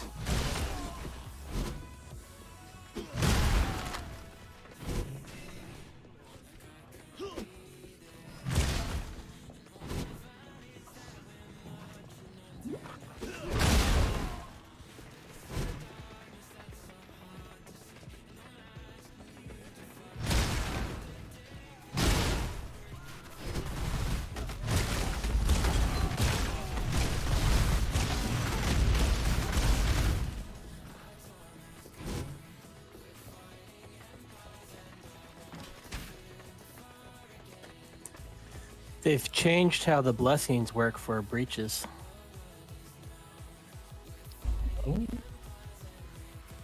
You can now put the blessing on a breach stone to upgrade it to the next level. Interesting. Unlike these assorted ignorami, I'm not surprised to see you here. The beast is dead, all thanks to you, I suppose. I was listening to the beast's death rattles when these lunatics broke in, wrecked the place, and dragged me here to tend to their cuts and bruises. Thankfully, I was able to bring some of my paraphernalia with me. The balance of power is shifting in your favor, O murderer of nightmares. If I am in possession of anything that might smooth the transition of governance, It's just going to don't increase hesitate the to value of ask. those, is all it did. You'll find my terms quite reasonable. Some time ago, I fabricated a device able to sense and amplify the corrupt murmurings of Rayclast, a miasmeter. I listened to those whispers for years, lingering beyond sane comprehension. And then the scream. Such profound agony that my mind was nearly sundered by its percussion. I thought another cataclysm might be upon us. But no, it was you, slaying the beast. I was witness to a singularly potent cadence. This corruption, I am convinced that it holds the very key to our human history, and with it, Which means I think our they very reworked. I don't existence. remember all the things they did, but Yet I without think the they reworked miasmeter, Syndicate I'm and condemned it to that deafened fled, how that ignorance. It a remains in result. Piety's laboratory, as long as Utula's miscreants haven't vandalized the poor thing. Find it. I gave Piety everything. Devoted my life to her work. Because everyone would put it that fled What did that into thankless research bitch and just do for upgrade me their in breach return? stones. Left me here to polish her beakers while she pursued glory and Rayclast. Oh. You killed her, did you? Likely as not, you'd have killed me too had I been there. In that case, perhaps we both got exactly what we deserved. Piety and I have devoted ourselves to the betterment of the human condition. As for our methods, Piety had a saying that summed it up nicely. Would you consider the feelings of the stones when constructing a glorious cathedral in the name of God? Casticus supplied us with slaves, mostly Kardui, and I put them to good use. In fact, I believe their participation in my experiments elevated them from squalor to splendor. Our subjects were able to give their otherwise meaningless lives to something greater than themselves. Isn't that what we all want in the end?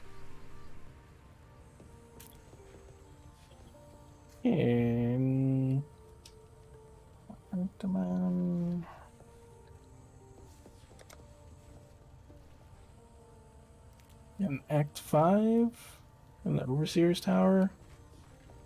Valenda's a bitch. This is a straight out psycho bitch.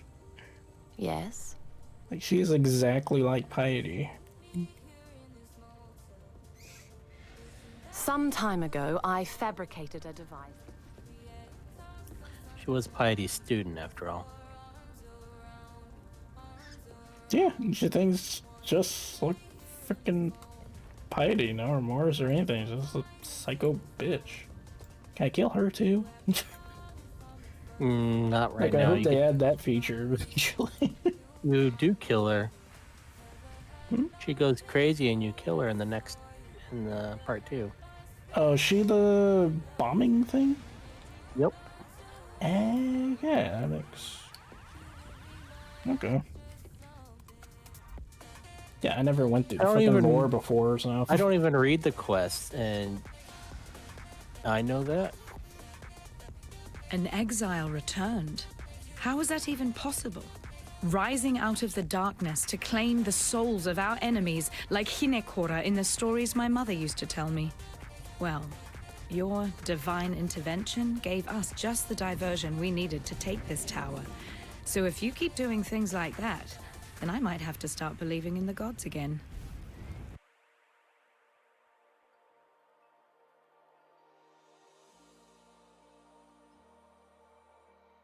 He wasn't here.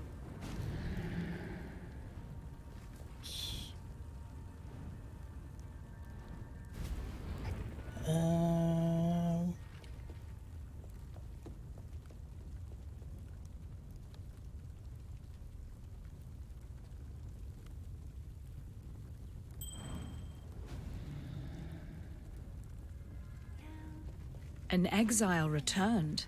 How was that even possible? Rising out of the darkness to claim... We'd been planning it for months. Spreading the word, stealing weapons, gathering support. Utula and his followers did most of the dirty work. I just carried a few messages here and there. Should have known I'd end up like this when the real fighting started. In the darkest hour before dawn, that's when we broke our chains.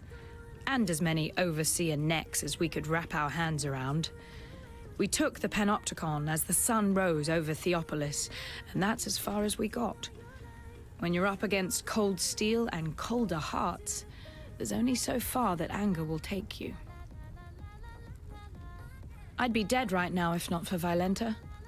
I just hope I live long enough to repay her. And how will I do that? By talking Utula out of his inclination to slice Violenta's throat open. As far as I'm concerned, our pasts are as broken as our chains.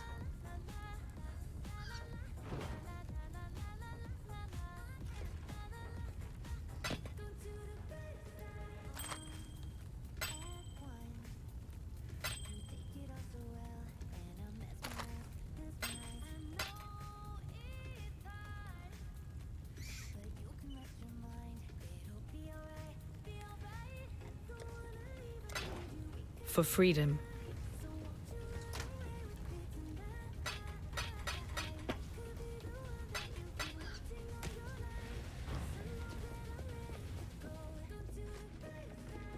The Mother of Death watches over the city with great interest. You have joined us just in time. Before you lies a great many paths, each walked by a different life. But each must come to the same end. Eventually. Fate awaits you. Ha! After everything I've done, it took an Oriathan to get these slaves up off their shackled asses and fighting. I guess the Templar should have treated their lessers better than their slaves, eh? Well, I'm not about to turn down a gift from Kitava. If he wants slave and outcast to join hands, then let's remind these Templar that they're flesh and blood, just like us. Utula Makora is what they call me. I'm what passes for a chief around here. Well, I put the steel in their hands. I tell them where to stab, where to run, where to die. If that doesn't make me a chief, what does, eh? Blood isn't the only currency we need to earn to buy our freedom. We can kill all the Templar mongrels we like out there. It won't matter a damn if we don't get inside their stronghold, the Templar courts. Might as well put my bloody chains back on right now. Problem is, there's some sort of witchery surrounding the place. Only those who see the truth with faithful eyes are getting in there. The power of innocence. It's all in the eyes, you see. Yet blessed Kitava has answered my prayers and sent us just the pair of eyes we need. The ever-faithful Justicar Casticus. He's there in the control blocks right now, smiting my people with self-righteous fury. Find him and rip his faithful eyes out. Then I'm sure the good Justicar will be kind enough to see you into the Templar courts. Take a deep breath. Inhale the twin stink of exploitation and oppression. All right. Yes, these pens Finally got the last have one I been need, our so home I away can from finally, home since the when I first can guard we ascend, were brought here by I won't Marseus kill myself Lion after Eye, taking damage. their great hero Since of I'm the a Empire. berserker. One of the best slavers they ever had. Not that he was the only one. Captain Sigmund I'm gonna take the Fairgraves Defy funded Pain many an and, expedition of the whipped backs of that will Carly do children. reflected damage back to me. High Templar Dominus was only the latest in a long And I'm line trying of to men mitigate to as much grow reflected rich damage by as trading I in can. misery. Oriathan wealth was built on Karui poverty. Oriathan gold will forever be stained red by Karui blood. We are back to the restroom. Enjoy. Lani's a pretty tough girl for a half-blood. Her mother was Karui, but her father, a lord with a nose for island flowers. Despite that Oriathan stain in her blood, Lani risked her life time and time again, slipping us the information that she bore between the lords and ladies of Theopolis.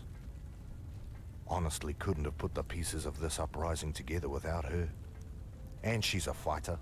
Struck down 2 overseers before a third managed to put that scratch on her.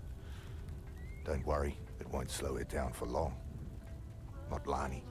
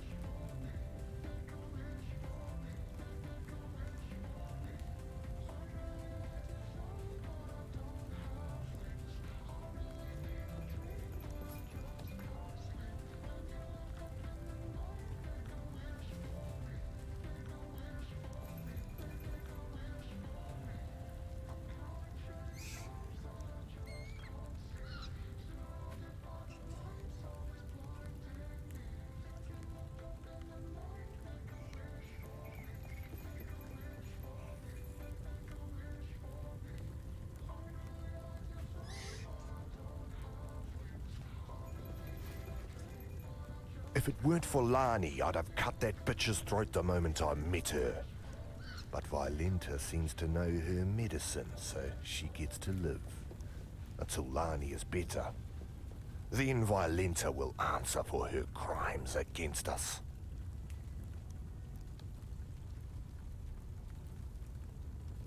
Overseer's Tower, this place is called. And you know the worst thing about the men who stood here, watching us, cursing us, descending to whip and kick us like curs? They were slaves, like us, willing to turn on their brethren for a bigger cage and a few extra rations. I can't quite put into words what a pleasure it was to take this tower, to rip the greedy eyes from those traitors. Did they see it coming? I hope so. Well, I know his other names. The Black Spirit, the Cannibal King, the Ravenous One. He was all of those things before Tsukuhama slashed out his eyes, before Valakor drowned him in the sea, before Hinekora whipped him and condemned him to immortal darkness.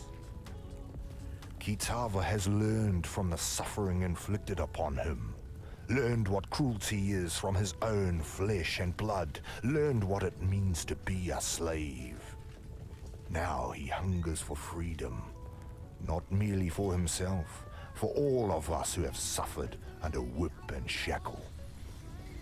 Kitava is the tormented one, destined to rise up from the darkness and banish cruelty from this world, and we, his children, rise with him. Old Red Eyes. He's been quiet for a long time, just like Kitava and Tsukuhama, all of the old gods. Now innocence has woken up, and with him, power like I've never seen the Templar wield before. It's all right though. We slaves, we've got our own god looking out for us now. I can see him in the eyes of my brothers and sisters, smell him in the blood we've spilled, hear his call in the screams of the fallen. I don't rightly know where the gods have been or what's brought them crawling back, nor do I really care. All I need to know, my friend, is that we're not alone anymore. There's two parts to the Templar, the grim face and the spotty ass. Out front, you've got the Templar courts, usually the last place our Hatungos see if they're stupid enough to preach their craft within a Templar's hearing. Oriath's woodmongers must do a roaring trade with that place. When the wind blows right, you can even smell the aroma of barbecued blasphemer from here. The arse end, that's the Chamber of Innocence.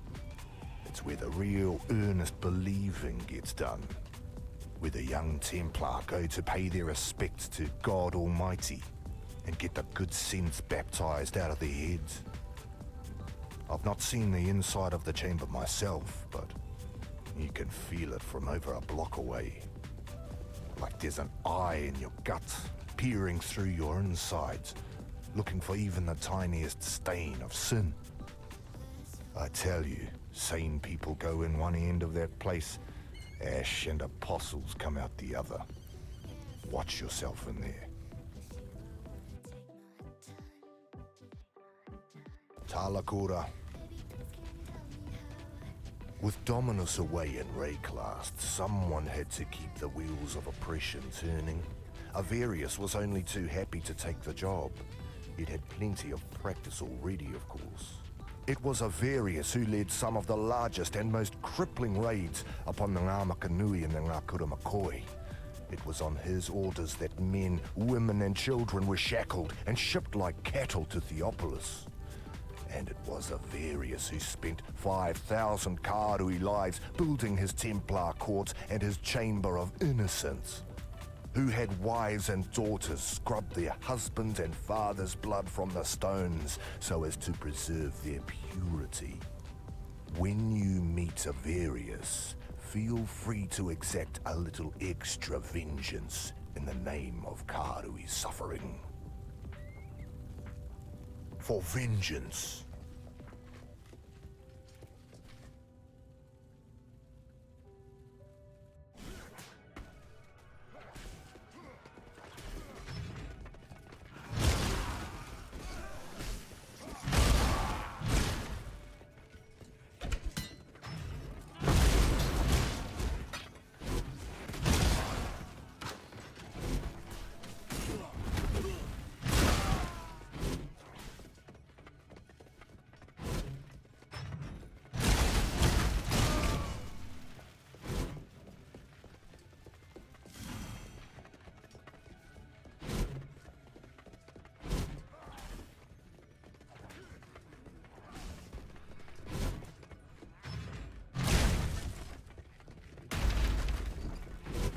This'll do nicely, Exile.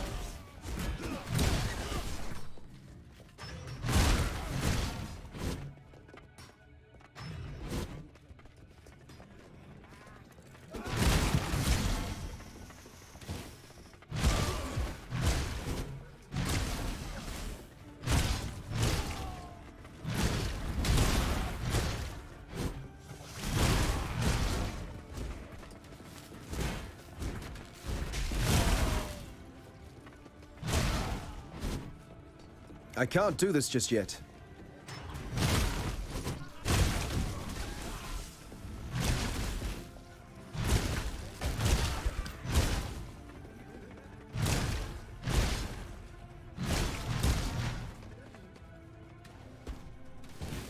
Huh? Huh? Oh, that weird graphical glitch there again. Saw him bolt blew him up running around me, and I tack, did no damage, and all of a sudden he just disappeared out of thin air.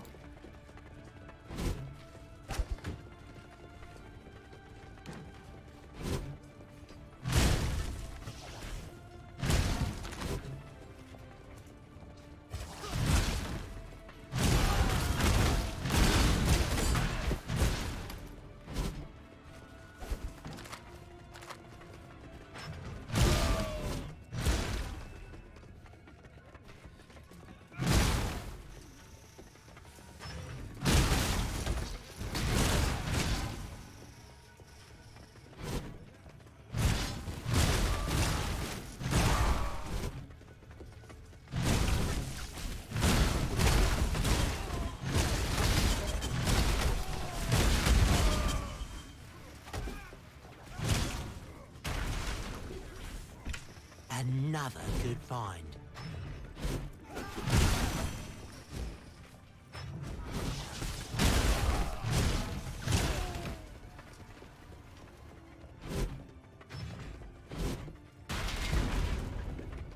This'll do nicely, Exile.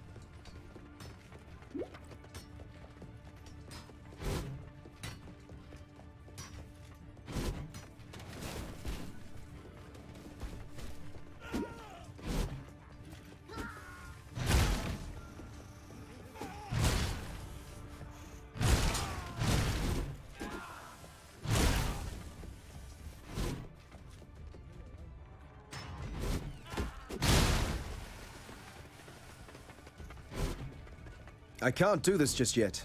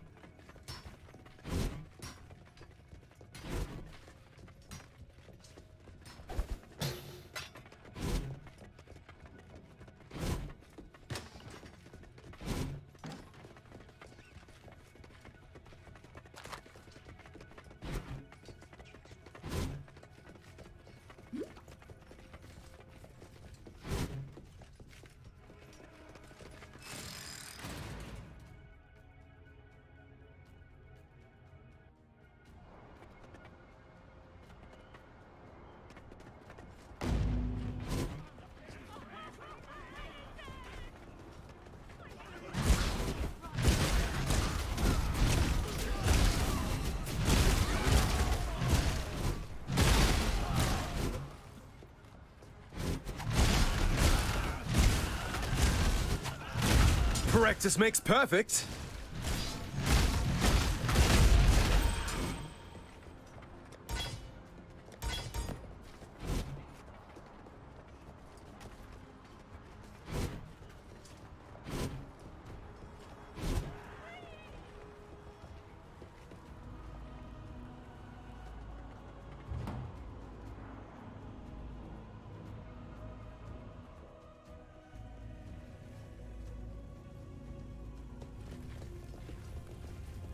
Something? Ha! So you made just a Carcassicus see the light, did you? Couldn't have happened to a nicer fella. Yet now I've an even more charming chap for you to make the acquaintance of. He's over at the Chamber of Innocence, beyond the Templar Court, and I bet he's just dying to meet you. It's High Templar Averius I'm talking about. Although he's so filled to the eyeballs with innocence that it's hard to tell where the man ends and the god begins these days. Well, that's good news for us. Kill the man, and you kill the god. And what are the Templar without their god? Lambs in a slaughterhouse.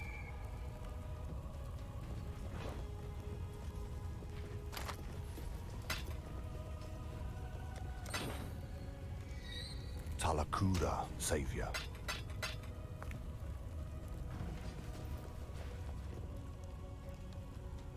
Thank you.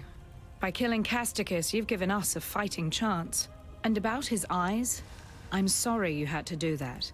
Yet although Utula's solution might seem brutal, I've seen Karui men blinded with a hot poker, simply for looking a fraction too long at an Oriathan lady. Yes, this is war. And just a little revenge, too. Take something. A token of our thanks.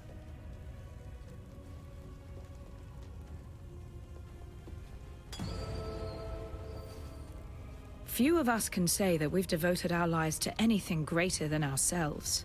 Can you? I think Utula can. Since the day I met him, I've seen Utula do nothing that wasn't in the service of his people. He's a smart one. He could have escaped. He could have sailed off to Namakanui and never looked back. Yet there he stands, our herald of freedom. I might die of this wound, yet I'd be giving but a fraction of what Utula has to honor the Karui way. For freedom. I simply can't express how wondrous it is to see you. What? No, not you, Exile. The miasmeter. The hope of humanity lies in this beautiful device and the precious knowledge it shall divulge. Far more useful than an accidental hulk of meat and instinct like yourself. In fact, I wouldn't be surprised to discover that your slaying of the beast correlates directly to the strife we must currently suffer. At least you've proved useful enough to return the miasmeter to me. That deserves some small reward, I suppose.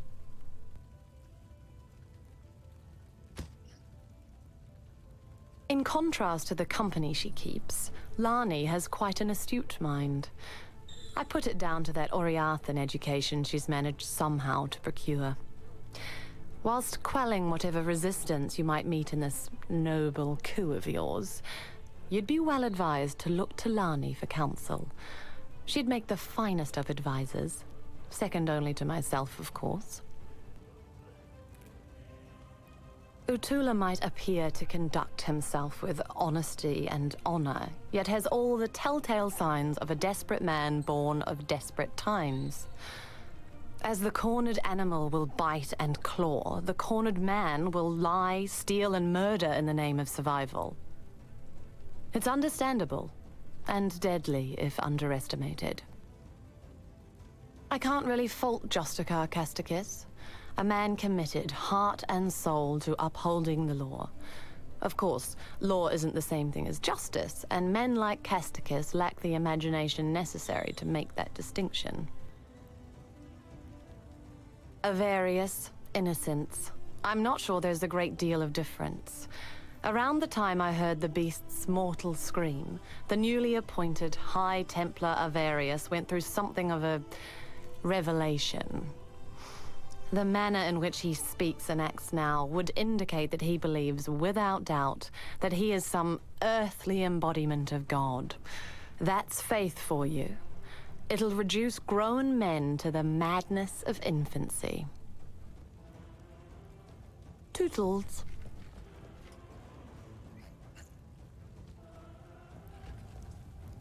Talamoana.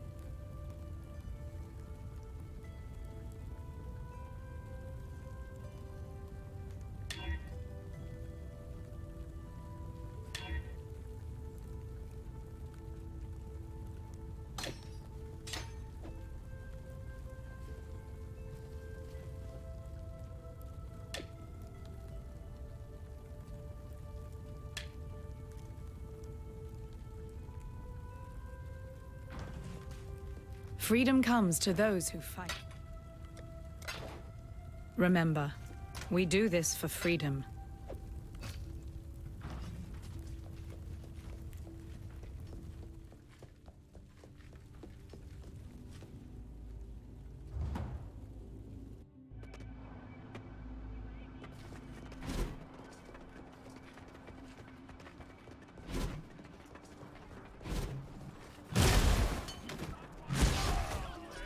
I can't do this just yet.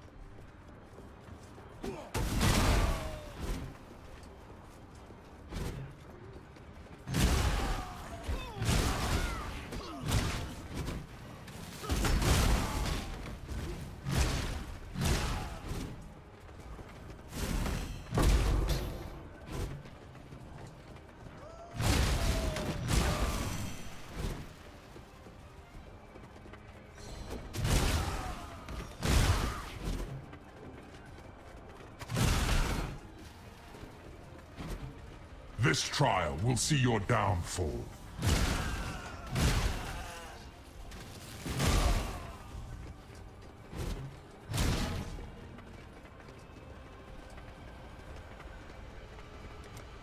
Your reach exceeds your grasp.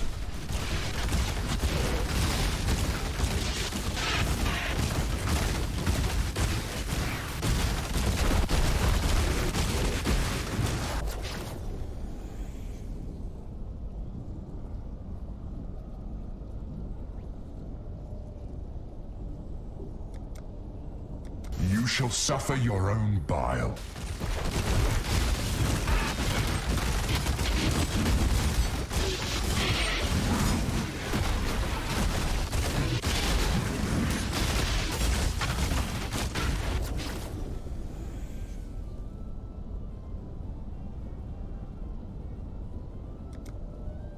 Vengeance is cold indeed.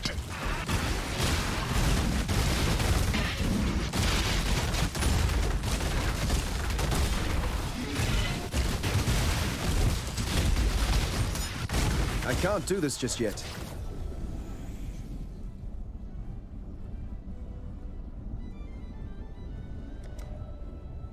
Death's cold grip is inescapable.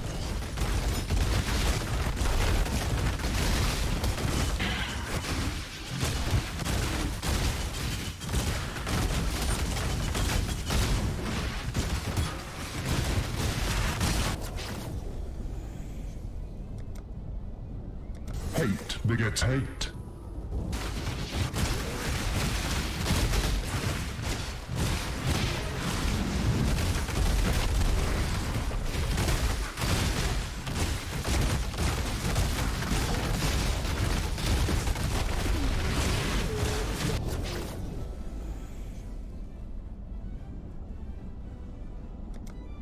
Fire seeks what it will.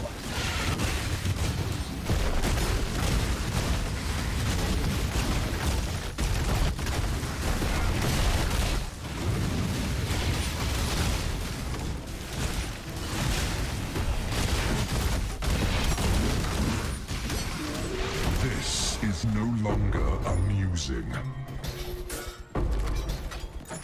Make it quick. Make it quick.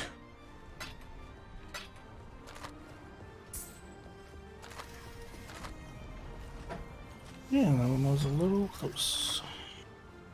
That's what she said. Giggity.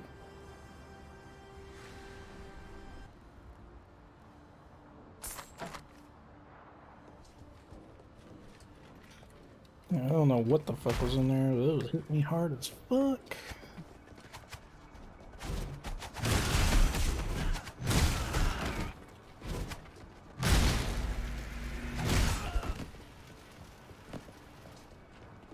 And again, there was like 6 giant rare dudes flops.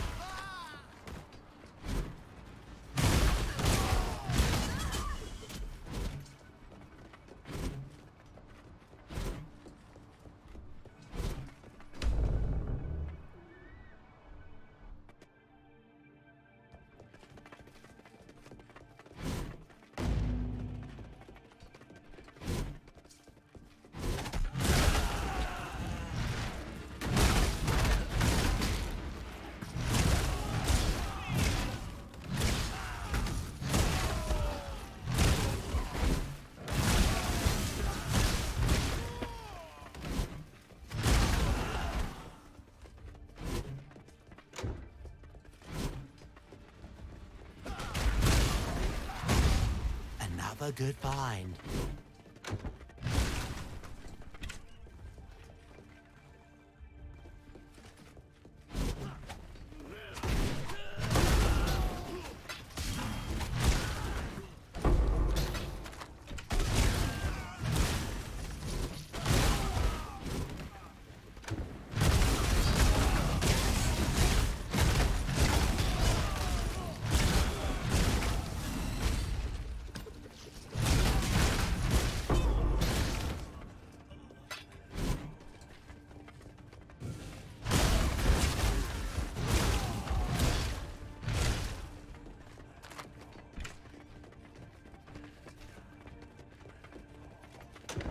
Your victories will not continue.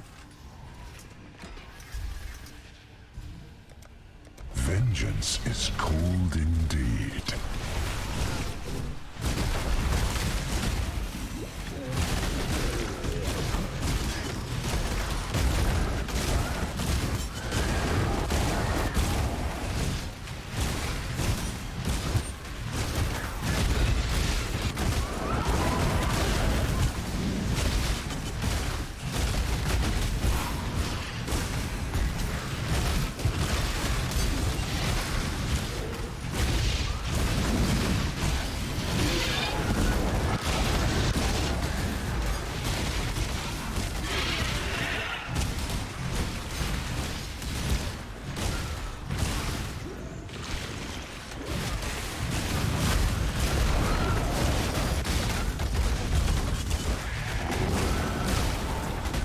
I can't do this just yet.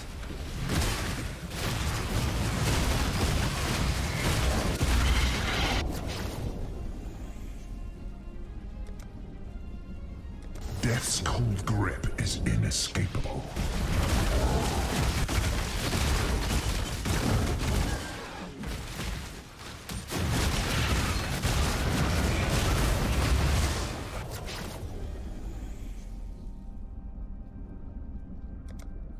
Hate begets hate.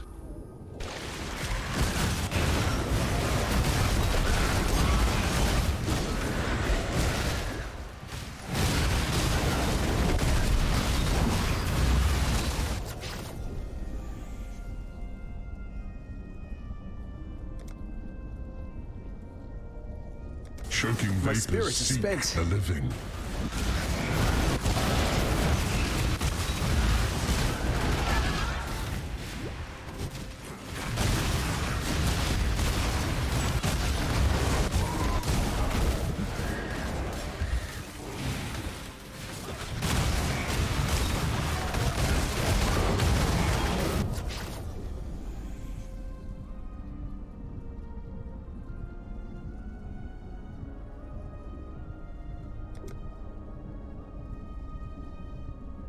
Rare is the breath of living air.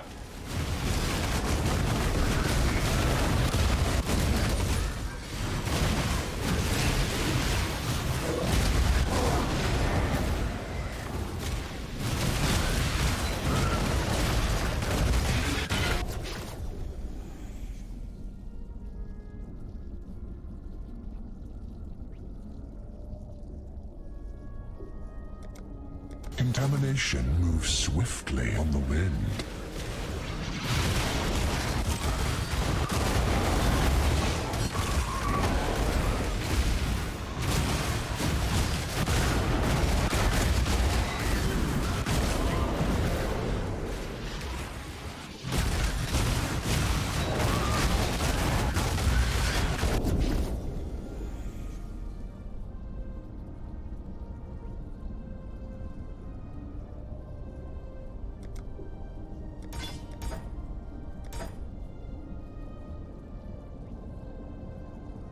Ruin seeks you.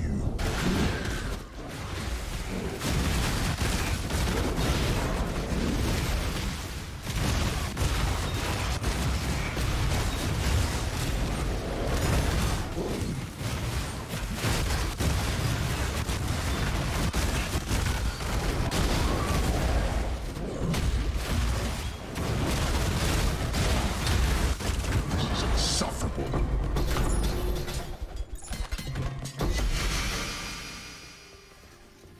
I believe in traveling light.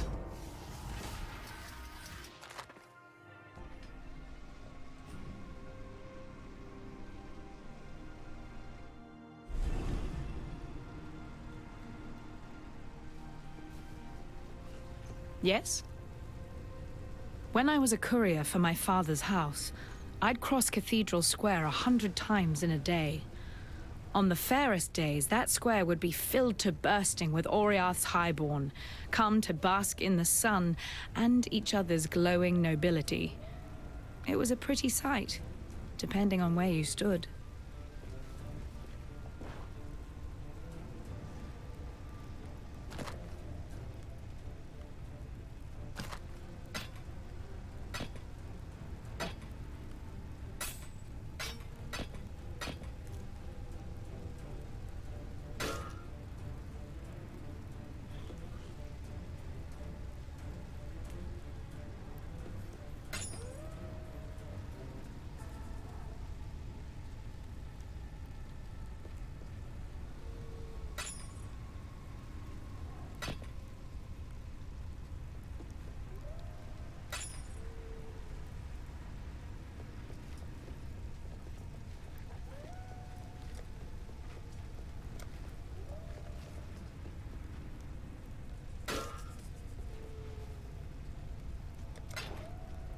Remember, we do this for freedom.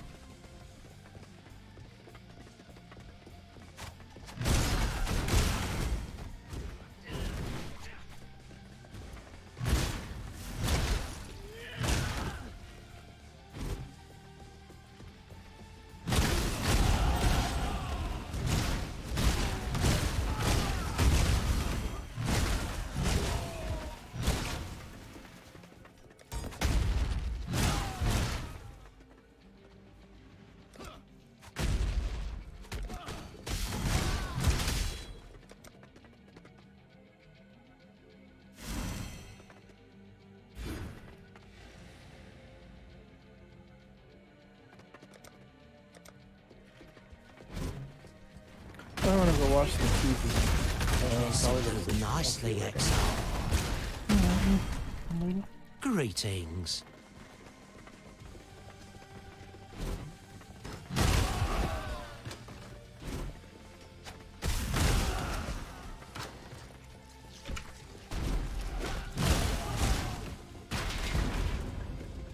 This'll do nicely, Exile.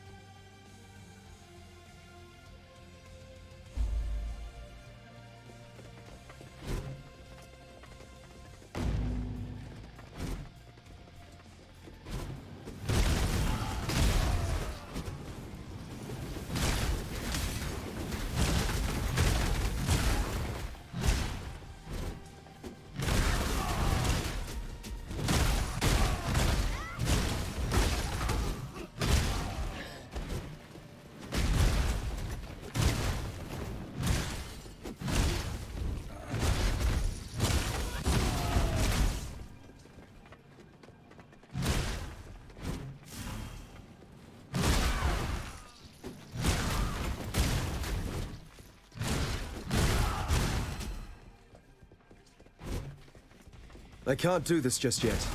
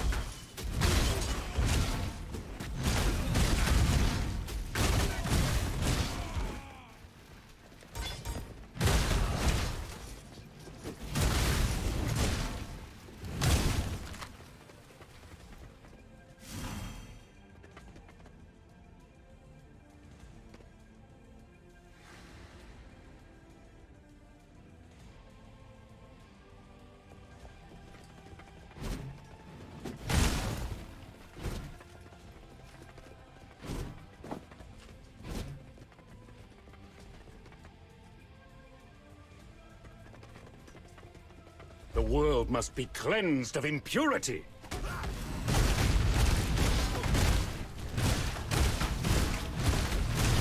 I am the Emperor.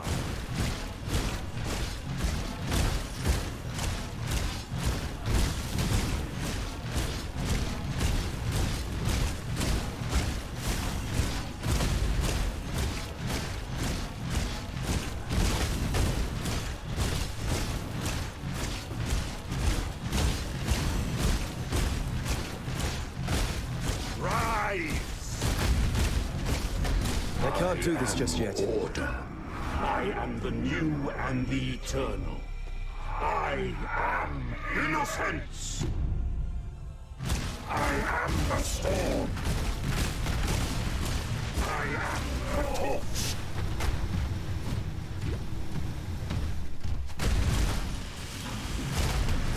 I am the Emperor.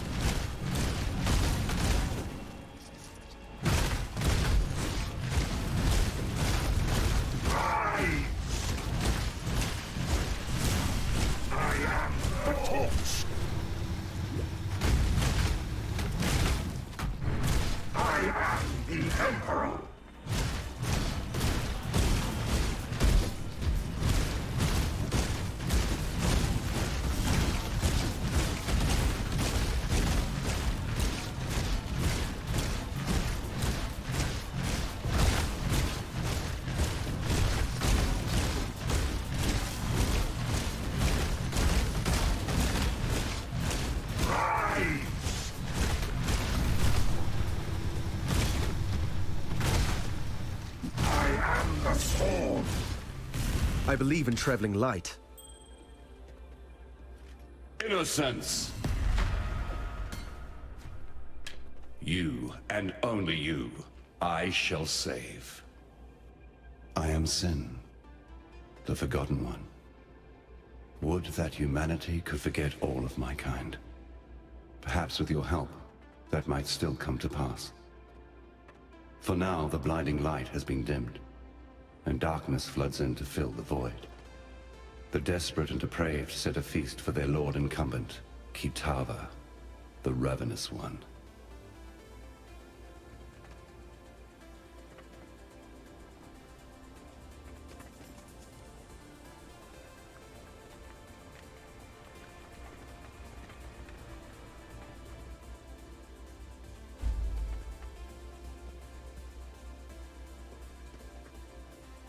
Deep in the Templar's ossuary, in the company of the dead, there lies the sign of purity. Innocence bled himself for the creation of that cruel and desperate weapon. Tempered in his own ruby ichor, it was forged to be a transcendent tool of punishment and purification. The sign is a living agent of righteousness, or at least the dubious kind of righteousness that my brother subscribes to. Innocence found in the first High Templar a most faithful servant, and gifted the sign to him so that it might be used in times of great need. The great need of Innocence believers, that is. Humanity's general well-being has never been of particular concern to my brother. Though I am a god, I have not forgotten my humanity. I care for that which I once was. Kitava remembers nothing and cares for nothing but his own hunger and greed. He is an endless pit of gnashing teeth and churning guts. While other gods rise on the mainland and fight for the meager scraps of what was, Kitava has the most fecund and formidable civilization of his age at his disposal. He can feed when he likes, and he grows ever stronger with each morsel. All of Oriath shall soon belong to Kitava, and if that happens, he will rise beyond even our reach. He lives, after a fashion. That pretentious little vessel of his served only to encourage his divine follies. I have procured him a more sensible host, One that should contain his excesses and temper that fragile ego of his. Hear this, brother.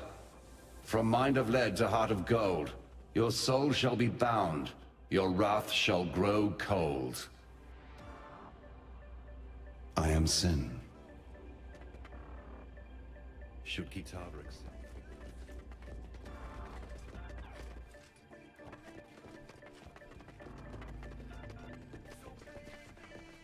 What in damnation have you done?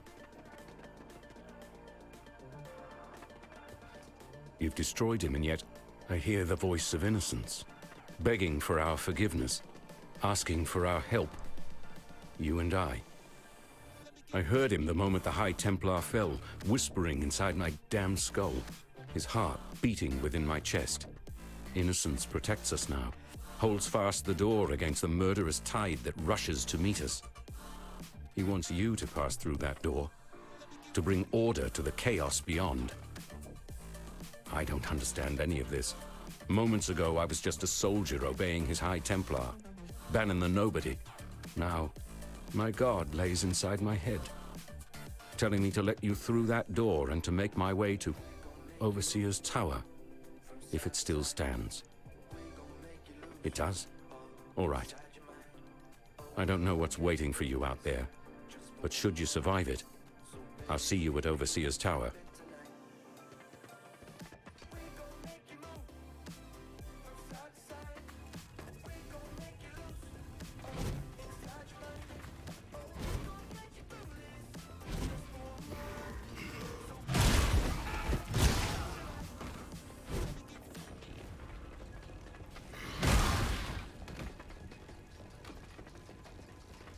I can't do this just yet.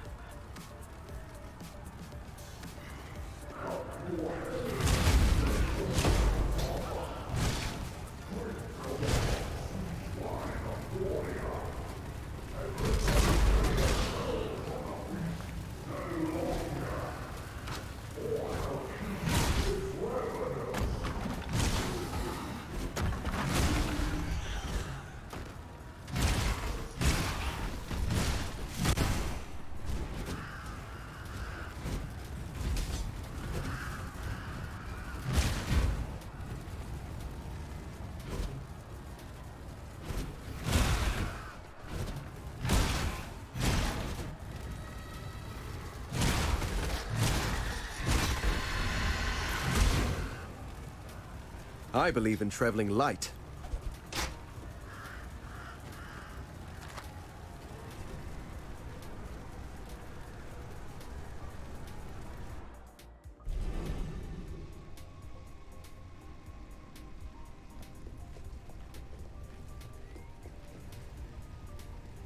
You deserve recognition for what you have done. You've freed us from Templar oppression. Yet I fear you may have defeated the lesser of two evils. Still, take something. You'll be needing it in the dark times to come.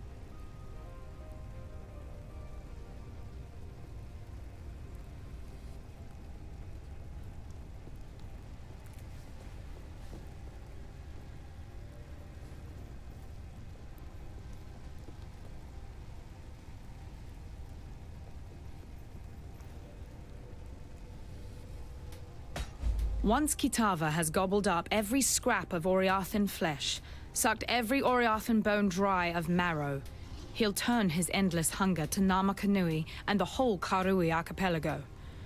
As you know, the Karui will fight, and they'll fight hard, but they're going to need all the help they can get. And I know of 3 treasures that might just make the difference. They were taken when the Templar raided Namakanui. A whip woven of Hinekora's hair. A tooth that Tukohama ripped from his own mouth. A fishhook that was once the jawbone of Valakor. Together, they're known as Kitava's torments and lie within the reliquary that borders Oriath Square. I saw them with my own eyes when delivering messages to the scholars there. Please, go to the reliquary and claim those treasures before Kitava's children do.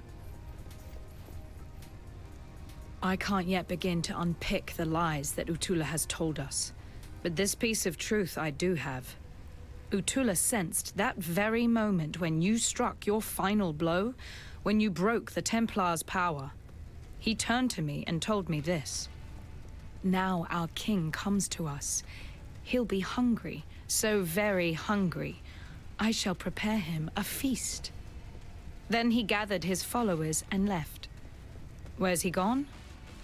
Oriath Square. You won't need directions. Just follow the screams.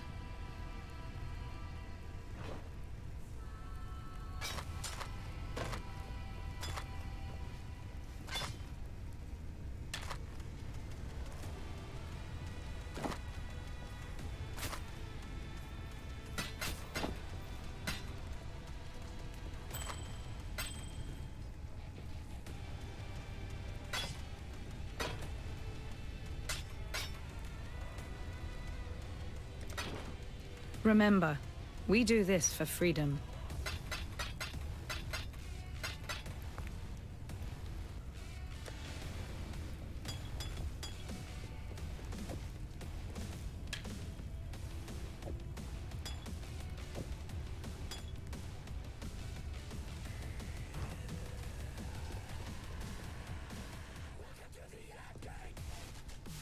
You can ask, but I told you so. What more need I say? The sign of purity, yes. A descry staff that piety sent me to study at one point.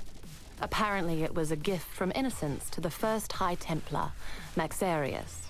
Dominus couldn't even bear to touch the thing, so he had it locked up in the ossuary. Quite reactive behavior for a man of such formidable intellect. Yet now it's making a little more sense. The staff was certainly able to conduct and store energy, yet remained inert when I applied corruption to it. It must only respond to divine energy, and with corruption and divinity being diametrically opposed, it's no wonder that my experiments failed to excite the thing. Meaning, if the sign of purity is a repository for the power of innocence, Dominus could never have wielded it, being steeped as he was in the opposing power of the beast. You, though, you're a different matter entirely. People have talked about the return of the gods since the birth of Oriath. It's a gambit employed by charlatans to fleece the weak-minded and morally desperate. Or so it seemed. Avarius and his Templar drones now greet the dawn filled with power and glorious purpose. Kitava has risen from whatever ethereal cesspit he's been hiding in for the last few millennia. So what let the cats out of their proverbial bags? I'm a scholar, not a prophet. Yet there's one occurrence that absolutely reeks with evidential causality. You killed the beast. You really don't have a strong grip on cause and effect, do you? Things replace other things. It's the most fundamental of laws. The larger the thing you remove, the bigger the rush to fill the space that's left behind. Innocence was the nexus of power in Oriath. Remove him, and something of equal or greater power was always going to take his spot. Any idiot could have predicted that Kitava was going to be that something. Unless, of course, You thought it was going to be you. Dominus adopted Chittis Cathedral as his personal laboratory. He decked it out with everything his miraculous mind could conceive of. His great work in Psalm, that which you destroyed, it all began there. Tootles. We're glad you made it. No, damn it all, that's just too strange to abide. I'm glad you made it. And innocence tells me I need to keep helping you. So that's what I'm going to do.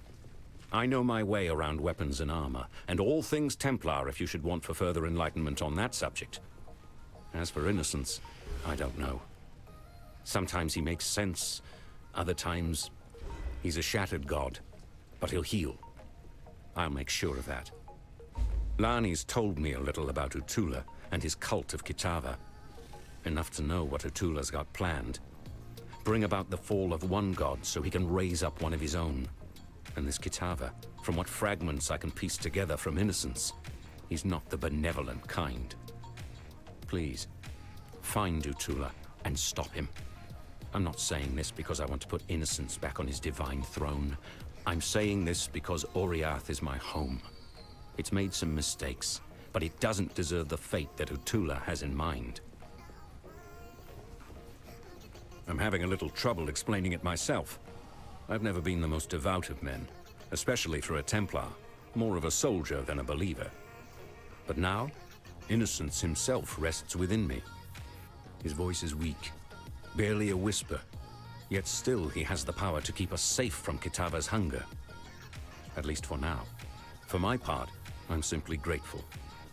Grateful that I have a god watching my back, and grateful that he's given me the power to watch others in return. For a long time now, I thought my god's intentions were being twisted by his supposed servants. Did I speak up? No. The pyre would have been my only answer.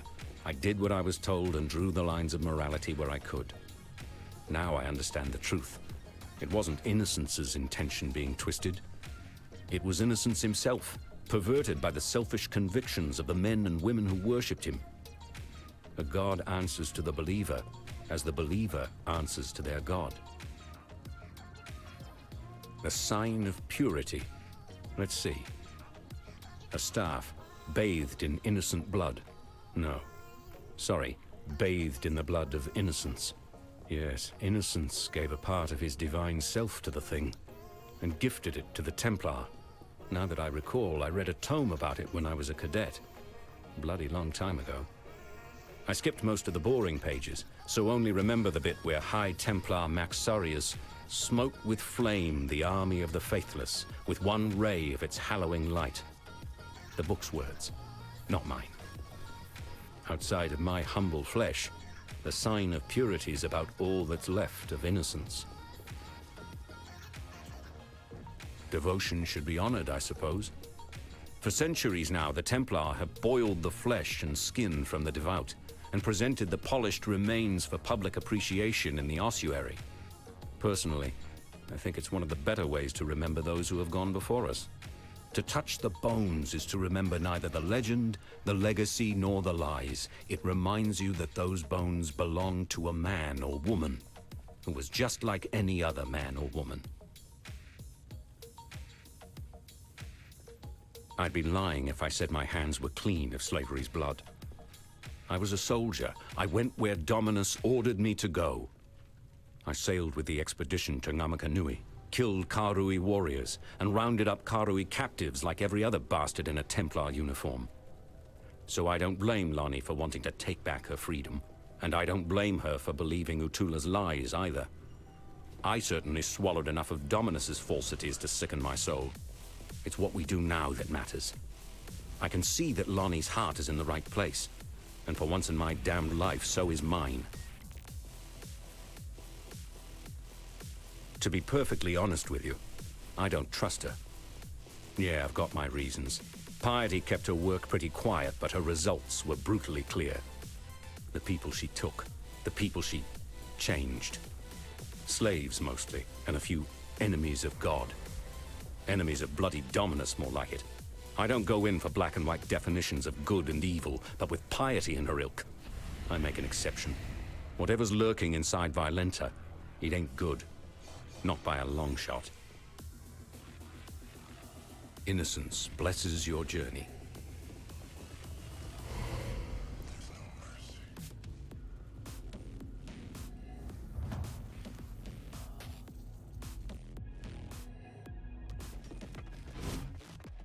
I can't do this just yet. Yeah, figures it didn't last.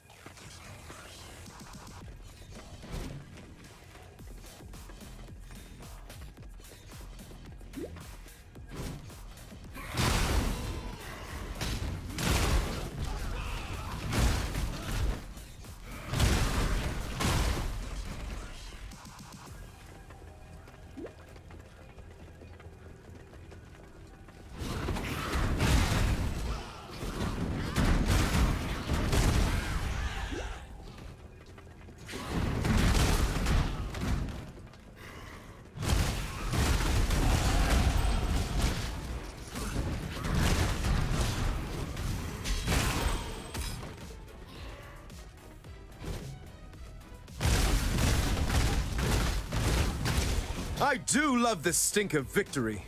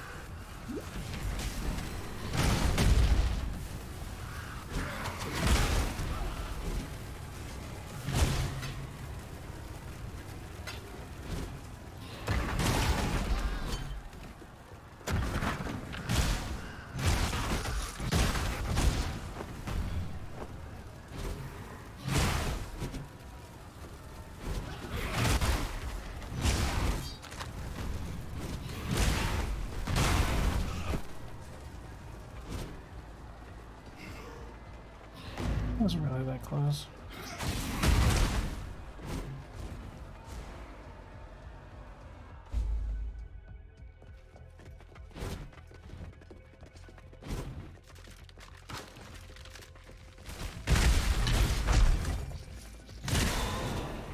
This time, you will finally lose.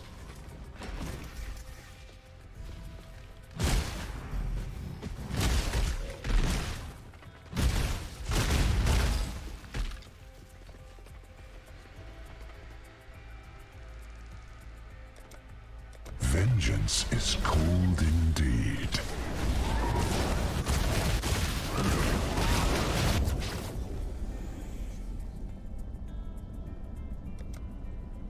You shall suffer your own bile.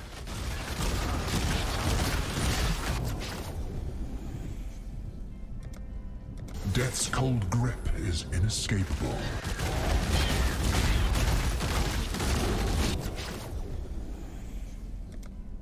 Hate begets hate.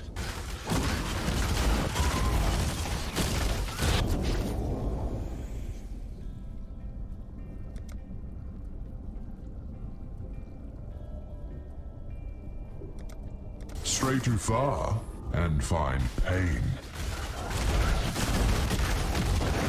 You win again.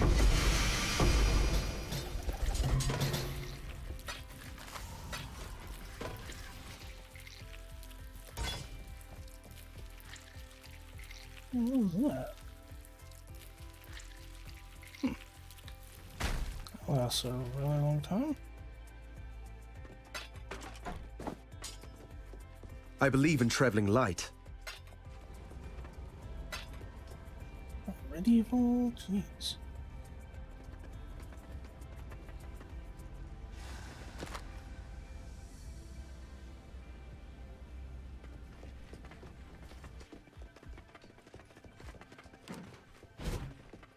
I can't do this just yet.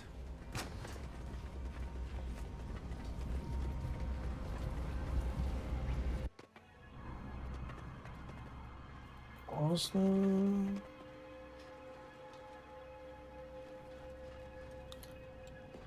Oh, physical damage reduction. Oh, it was physical damage reflex. That would have been bad.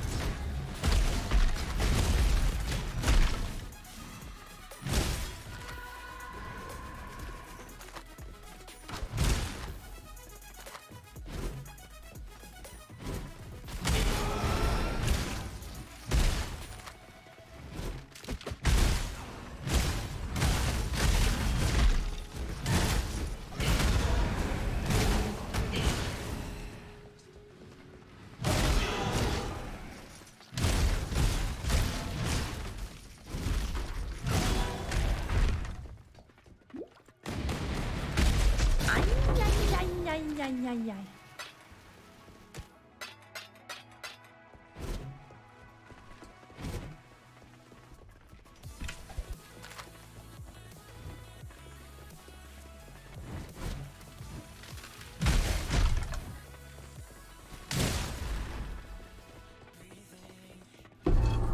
I believe in traveling light.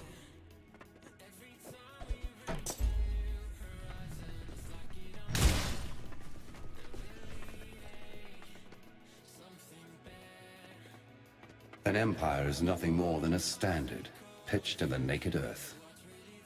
The time has come for you to raise the standard, upon the peak of false faith, the apex of Chitta's cathedral. Drive it deep into that sacred stone, Mark the death of a faithless empire, and slay the slavering kingdom that seeks to consume it. An empire is nothing more than a standard, pitched in the naked earth. The time has come for you to raise the standard, upon the peak of false faith, the apex of Chitta's cathedral. Drive it deep into that sacred stone. Mark the death of a faithless empire, and slay the slavering kingdom that seeks to consume it. An empire is not... Just repeat the thing, right?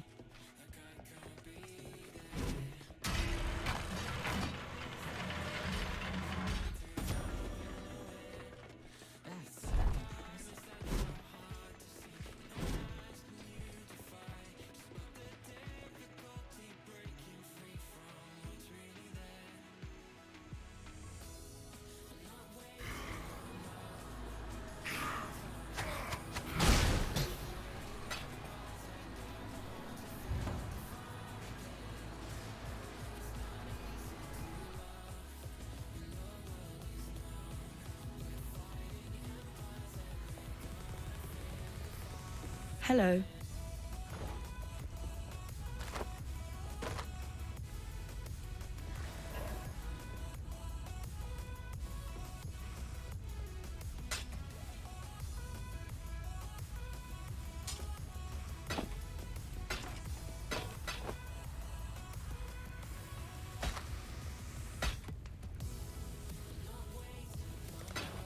For freedom.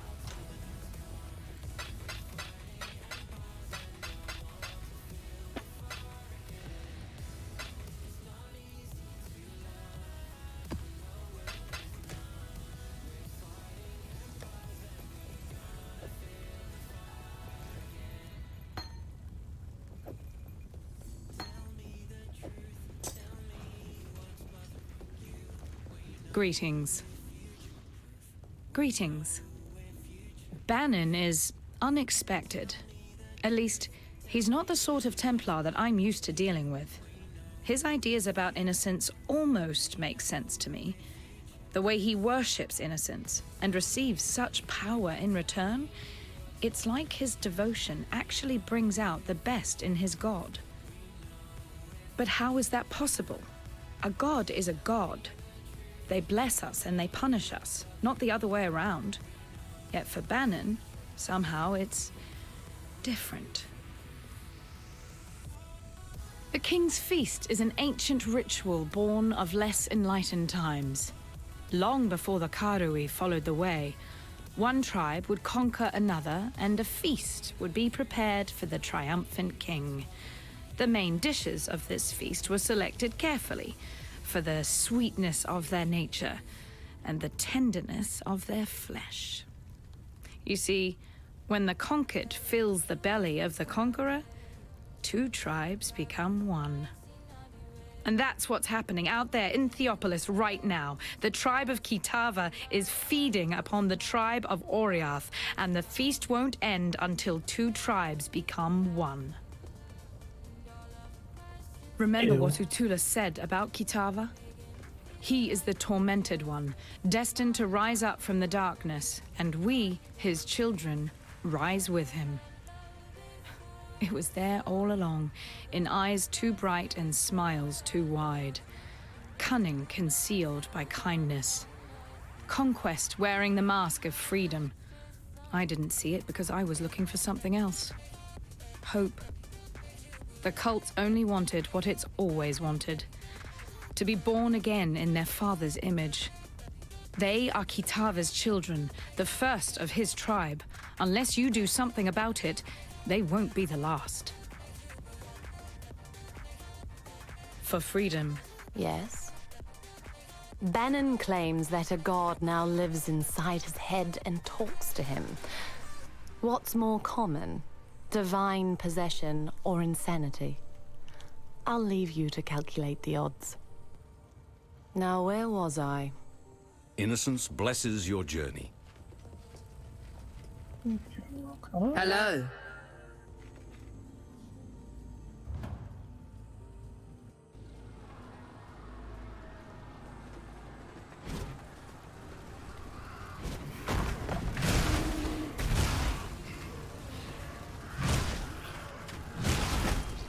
I can't do this just yet.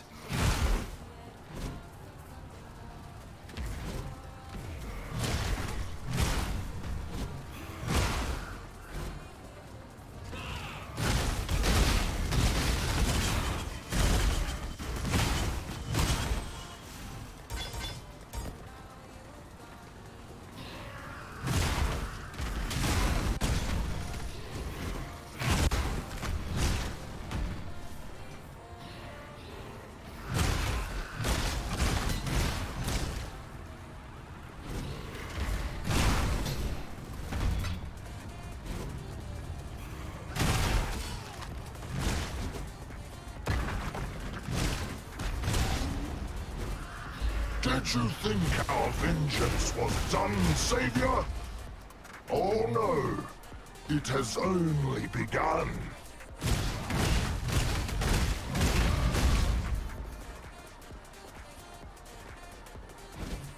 This time you will finally lose.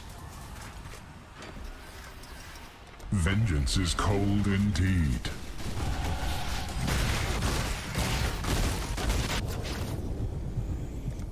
Death's cold grip is inescapable. Hate begets hate.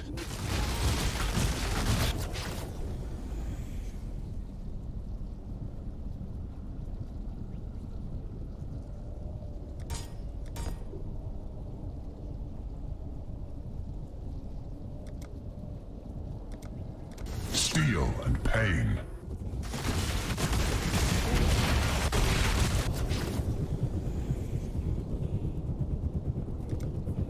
Tide of death is rapid. How do you keep winning?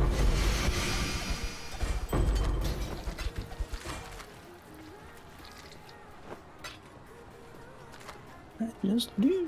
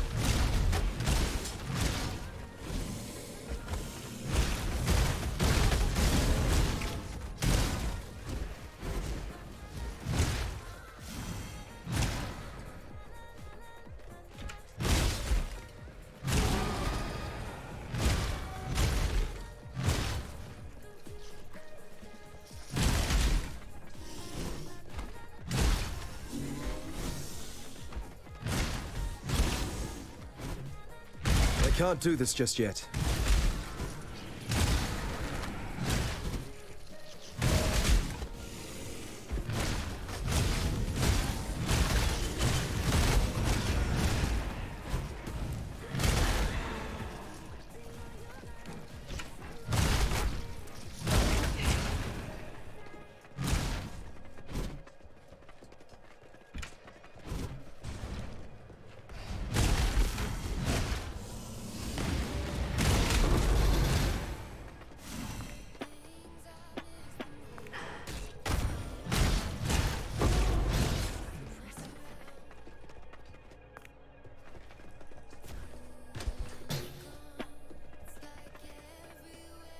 Arohongui, daughter of the moon, was preparing for a feast to celebrate Tukohama's return from his war on the first ones of the Ezamites. Tafor, son of the forest, asked each of the birds to sacrifice one of their kind for the feast. He gave these offerings to Arohongui, who cooked them in a great fire-stone pit.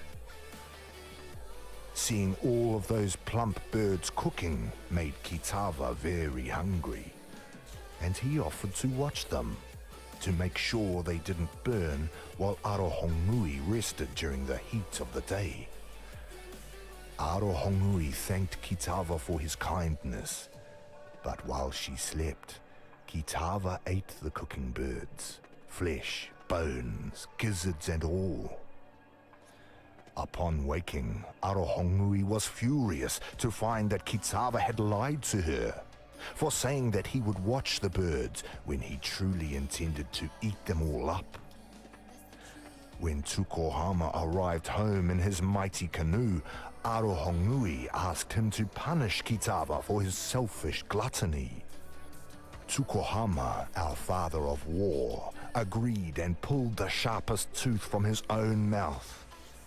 He then asked Arohongui and Tafor to hold Kitava fast while he cut Kitava's face with the tooth.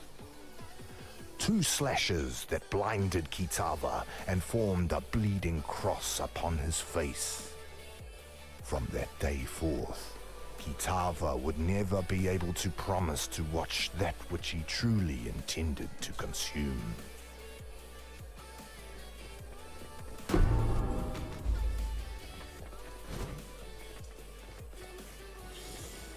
Now let's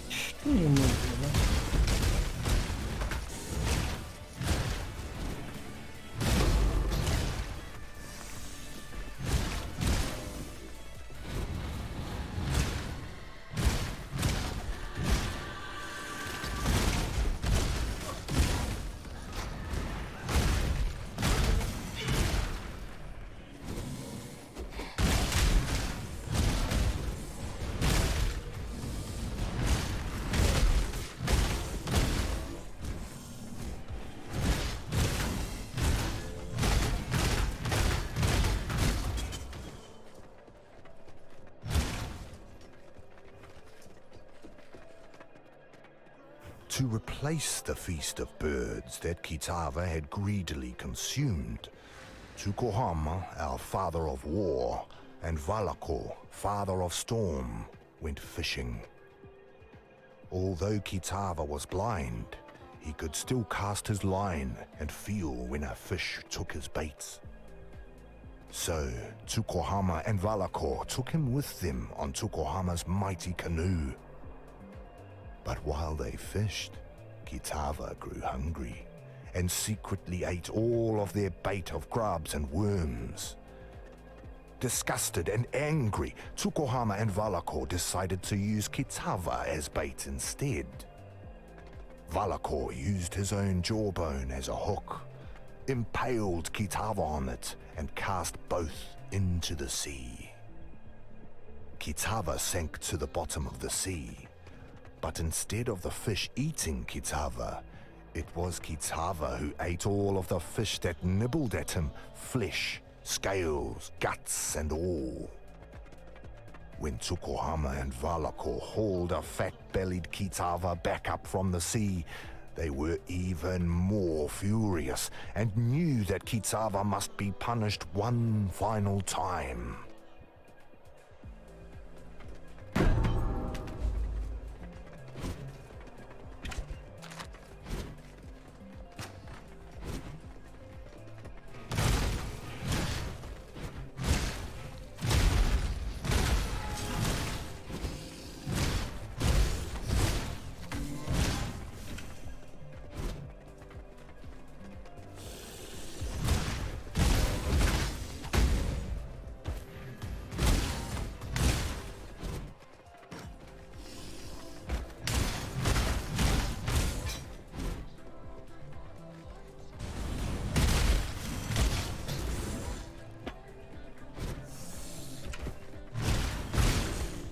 Your victories will not continue.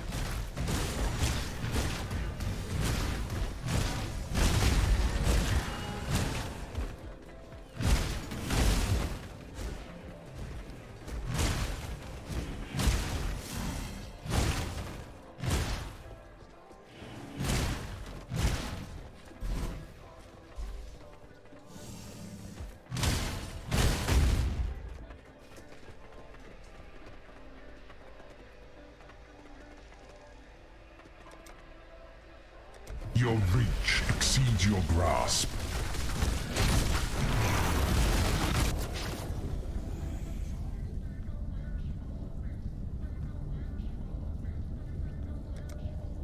Your enemies hasten.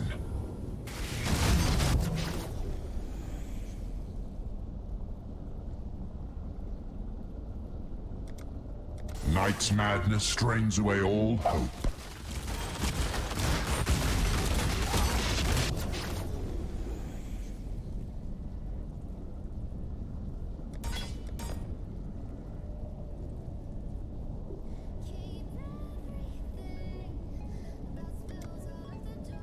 Can you feel death coiling around your heart?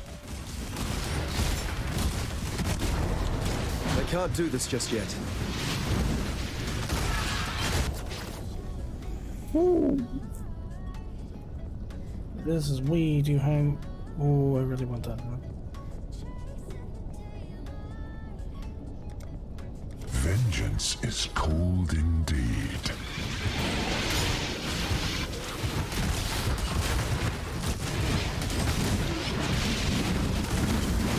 I should have become a priest. Oh my god, that was lucky. Oh.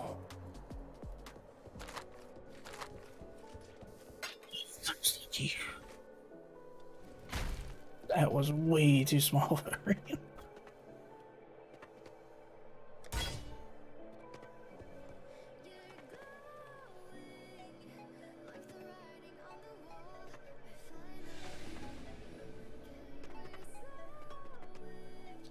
That's really good for a particular other build.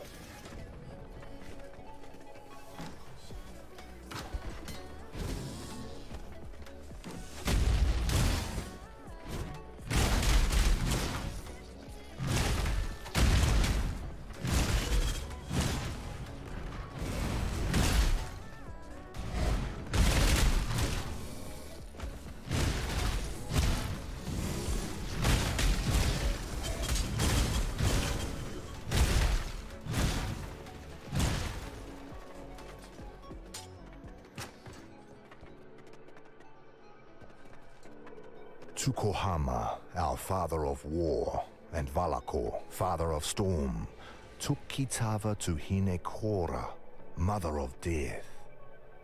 They asked her to kill the greedy Kitava, for surely their tribe would starve if Kitava continued to live among them. But Hinekora refused, for death would not teach Kitava the lesson he needed to learn. Instead, Hinekora beat Kitava with a whip woven of her own hair. To Kitava, each strand was a searing lash, and so he wore thousands and thousands of blistering lashes across his back, as Hinekora drove him relentlessly into the darkest corner of the underworld.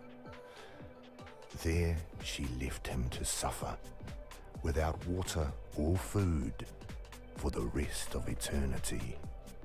And there Kitava remained, in the darkness of Hinekora's night-clad island, for time beyond measure. There he suffered, waiting for the day that he could return to the world of light, to slake his scorching thirst and satiate his ravening hunger. I believe in traveling light.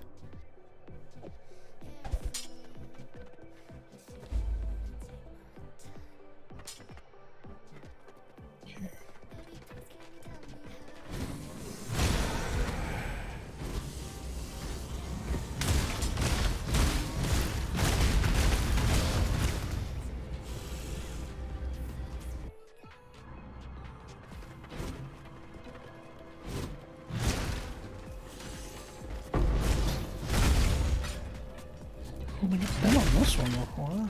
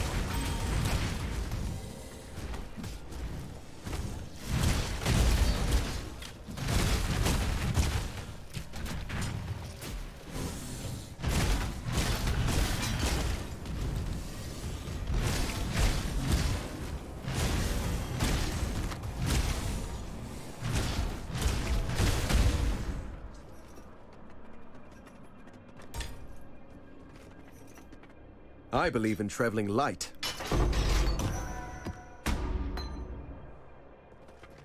Superior one.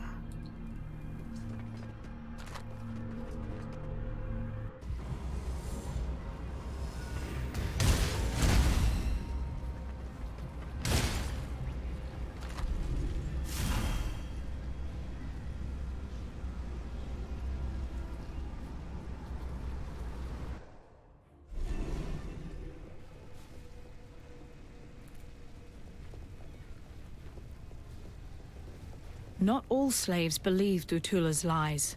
Some I know have managed to steal a ship and are soon to set sail for Namakanui. Hopefully, with these treasures on board, Valakor will bless their voyage and breathe deeply into their sails.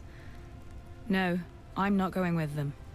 I helped bring this curse down upon Oriath, so I'll help save what little there is left to save.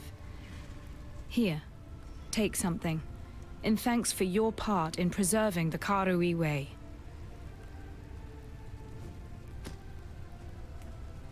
You've sent the traitor to meet his ancestors, have you? That'll be an interesting conversation. I'm no Hatungo, but I can foresee Utula walking a long road of trial and suffering before he earns himself a place at the ancestors' table. And just as Utula's journey continues, so does yours. Right into the jaws of Kitava. I don't profess to understand the mind of a god, but I know the stories. Kitava is patient. He waited in the darkest pit of Hinekora's realm. He will bide his time while his hunger spreads like the plague it is, and when his tribe is replenished 100 times over, Kitava will rise one final time to finish the feast that he has started. Oriath is merely the appetizer. There's a whole world out there for Kitava to taste. You've proved that you're a hero who can slay legends. Let's see if you can kill a god. For freedom. Now, where was I? The High Priest is dead, yet the object of his devotion remains. There's no doubt you did all right bringing that man-turned-monster to heel, but you weren't able to stop him fishing his master out of a river of blood. Damn. Sorry. I never could get the hang of boosting morale. Didn't seem right to polish the edges off harsh facts. Probably why I never made captain. Still, I've been poking around here for a bit and have turned up Utula's stash. Quite the magpie he was. So here, help yourself. When it comes to hunting a god, I suppose every little bit helps.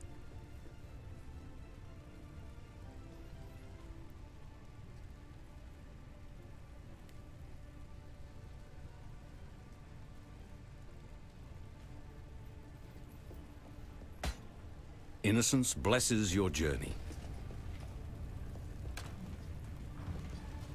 Greetings.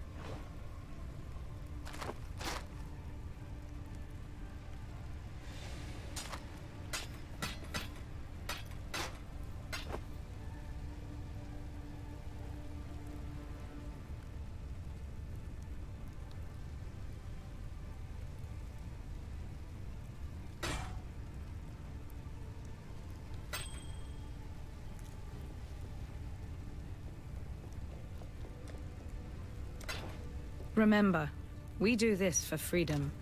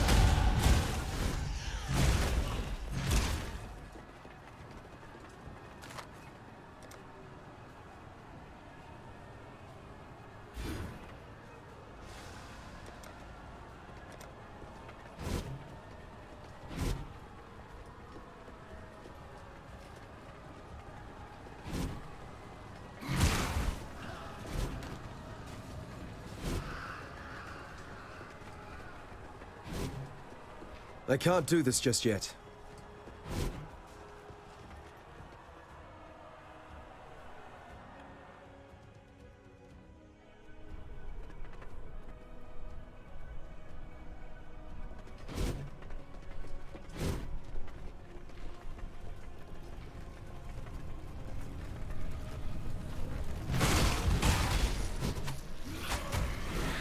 Flames and madness. I'm so glad I didn't miss the fun.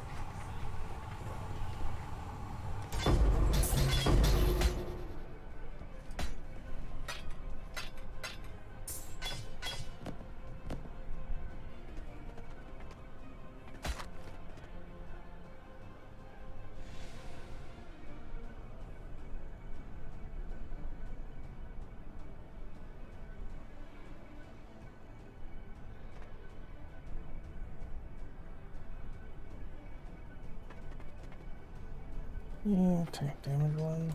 That's for me.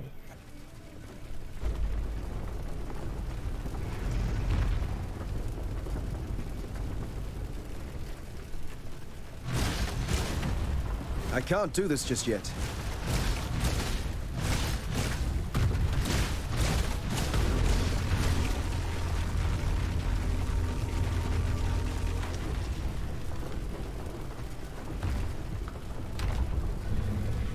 Start with your two face up.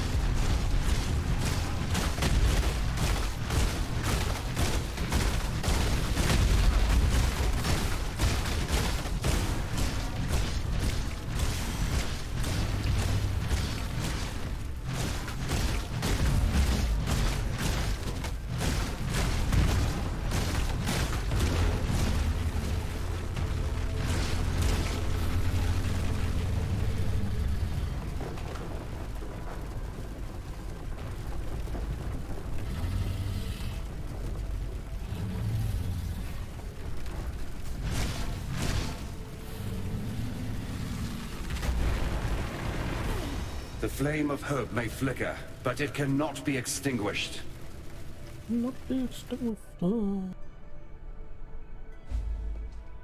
There is no shame in falling to a god. Shame lies only in refusing to rise again. You shall soar. That much I'm permitted to foresee. You shall ascend to the peak of your loftiest mistake, and from there you shall pluck a single surviving hope from the jaws of immortal despair. A ship sails for Lion Eye's Watch, not far from here. Be on it. There is no shame in fall. He just repeats us off.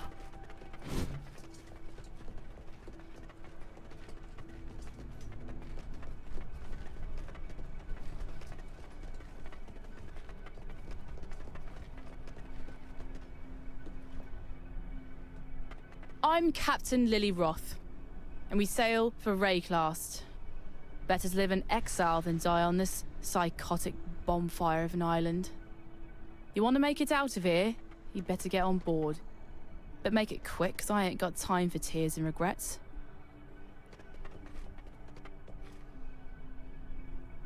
Remember, this ain't no charity run. You owe me. Cast off! You owe me.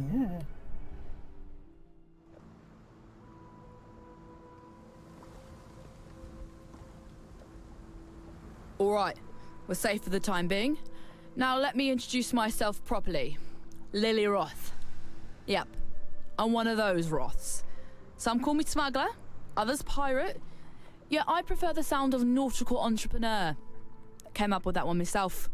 So you come see Lily if you need something, or even if you just fancy a good chat with a lovely lady. Don't think I'd be forgetting that favour you owes me. In fact, now I think of it, there's certainly a way you can be repaying this most considerable debt. You see, those blasted cultists have been plundering the refugee ships trying to escape Oriath. And if not for my incomparable skill as a sea captain, we'd have met the same fate. But now the drowned dead are washing ashore, and they ain't staying dead. There's been a whole lot of blood, sweat and tears getting these few lucky survivors here in one piece.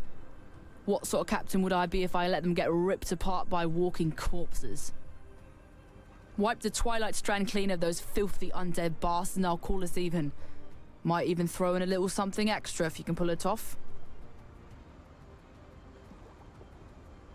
Whalem Roth. Here, let me share something I remember from me granddaddy's stories. No sooner had the others turned in fear from the Great White Leviathan did Whalem load the ballista with his final harpoon. And right then he vowed to sea and sky that he and he alone would be the one to finally kill this bastard son of the Brine King. The ballista fired and the harpoon smote that creature right between the ribs as it made to dive back under the angry sea. Thick clouds of blood bloomed beneath the waves, roses flowering in the black water, and impossible though it seemed, the already shadowed ocean grew darker still. He used the bones of the great beast to reinforce the hull of his ship, the Black Crest. Old Rottooth, he's a true legend, a real pirate hero.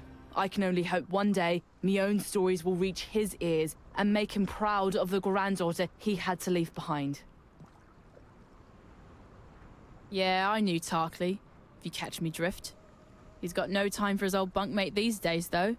Too gaga-eyed over his lost cause of a fishwife, Nessa. Time was, Tarkley and I would smuggle all about the coast of Oriath. Oh, good days they was. Sweet with rum, nothing but the wind and salt in our faces, freedom in our hearts, and the law on our tails. But I could tell he were getting ready to make feet for children's stockings with me, so I cut him loose. Not a spark's chance under the ocean the dreaded Lily Roth's gonna wind up swelling like some drowned carcass. Still, nice to work with that bugger one more time, just for old time's sake, you know? That scallywag. I reckon Bestel thinks I'd be the kind of lass who'll bed down with any sort of rascal. Not too far off, I guess. He is rather sweet, but not the most comely of figures. Actually, he kind of reminds me of me grandfather, Whalem Roth, a poet and scoundrel extraordinaire he be. Bestel's but spittle from the mouth of old Rottooth Roth. Ahem. Bust my blind cheek, said the sailor to the doxy. She sports her dairy treats afar and relishes her moxie. But a fire ship will sink the broken 'neath the ocean waves. Tip nutmegs a deadly token, sends captains to their graves.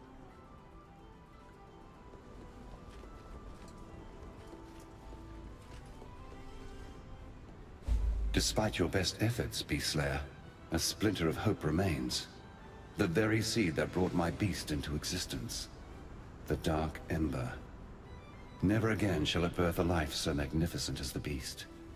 Yet a residue of that power still lingers. Enough to give us a fighting chance against the ravenous Kitava. How do we obtain this Dark Ember? 3 hearts were silenced. 3 hearts must sing again, one last time. In that final flickering of life, our savior's seed shall be born. All I need are 3 fine souls with which to stoke the flames. Chevron of Umbra, Inquisitor Maligaro, Doldre the Dark Tongue. 3 spirits of near unfathomable resilience and vigor, freed with the beast's final exhalation. So let us begin the harvest. Chevron has come home to Axiom. We shall give her the warm welcome she sincerely deserves. If she is to be of any use to us, the Umbra's spirit must be wrenched from her mortal manifestation and lashed to our greater cause. That is your task.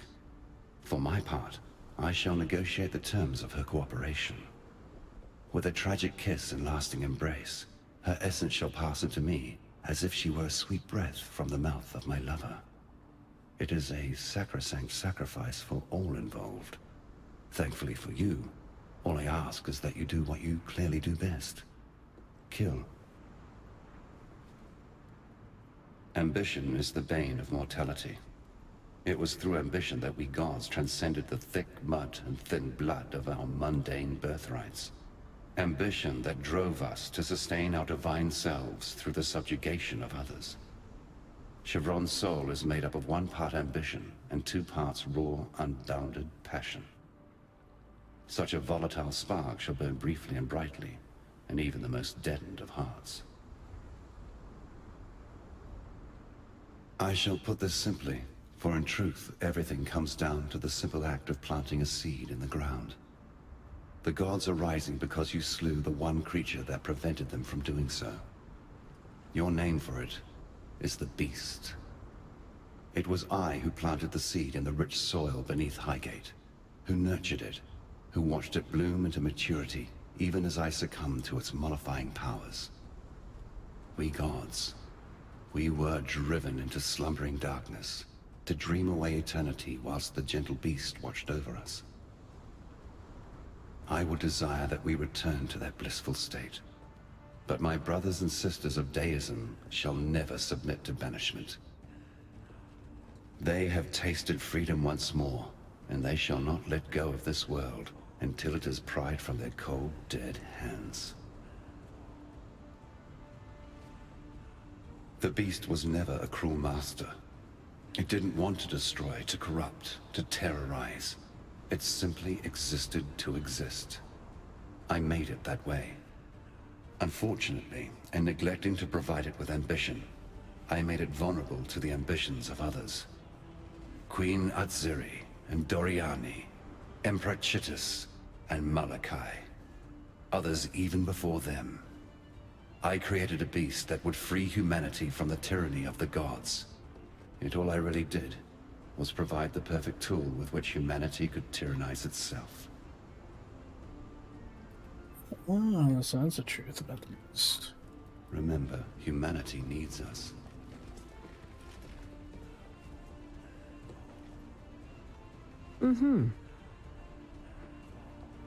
My apologies, Exile, but I'm waiting for someone.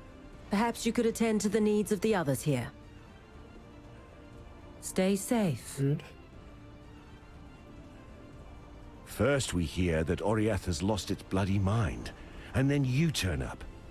Doesn't take a scholar to work out how these 2 events might be connected. I don't know what's going on out there, and I probably wouldn't understand it if I saw it with my own 2 eyes. What I do know is this. The world we knew, it's gone. Now we have to do our damnedest to make sure we don't go with it. Nessa. I saw her one night, running out across the coast, headed in the direction of the mudflats. Called out to her, but she didn't even turn her head. Maybe she couldn't hear me. Maybe she didn't want to. I don't bloody know. I tried to run after her, but she'd vanished into the darkness before my feet had barely touched the sand. So I tracked her, all the way to the mudflats, and that's when her tracks, they just stopped. No sign of meeting someone or something. No sign of a struggle. It's like one moment she was running and the next, gone. Look, I've heard some things about what you've done. Things that beg a belief. Now you can do this, please. Find Nessa. Bring her back to us. I wonder how much Lily squeezed out of those refugees from Oriath.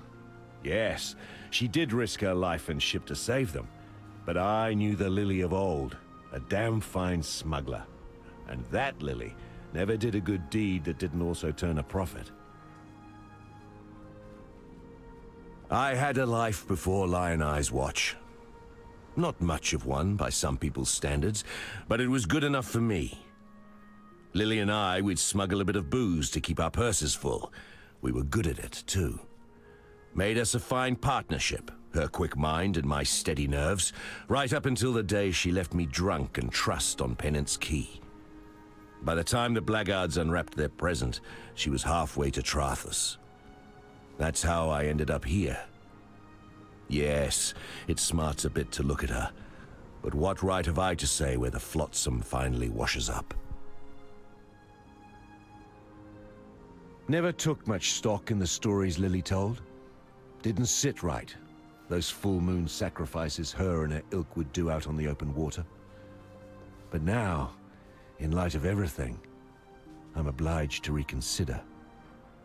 If it meant Nessa might be spared the attentions of that wretched Brine King, I'd even be inclined to slit a mutineering throat or two myself. Those shambling nobles out there on the strand? They left Oriath to die a bloody death, rats fleeing a sinking ship. Seems they learned a bit of the hard truth, though. Doesn't matter how much money you have, you can't outrun death when it comes for you. Can't say they've actually noticed, though. They're still the same flesh-eating bastards they've always been, just a bit more obvious about it now.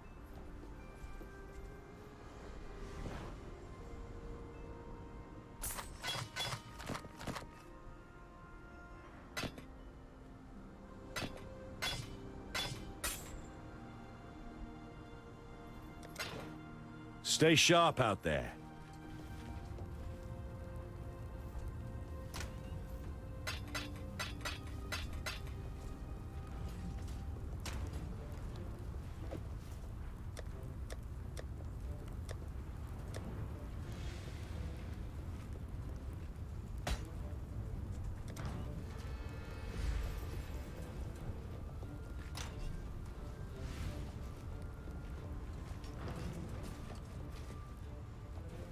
Now there's a pair of eyes I could never forget.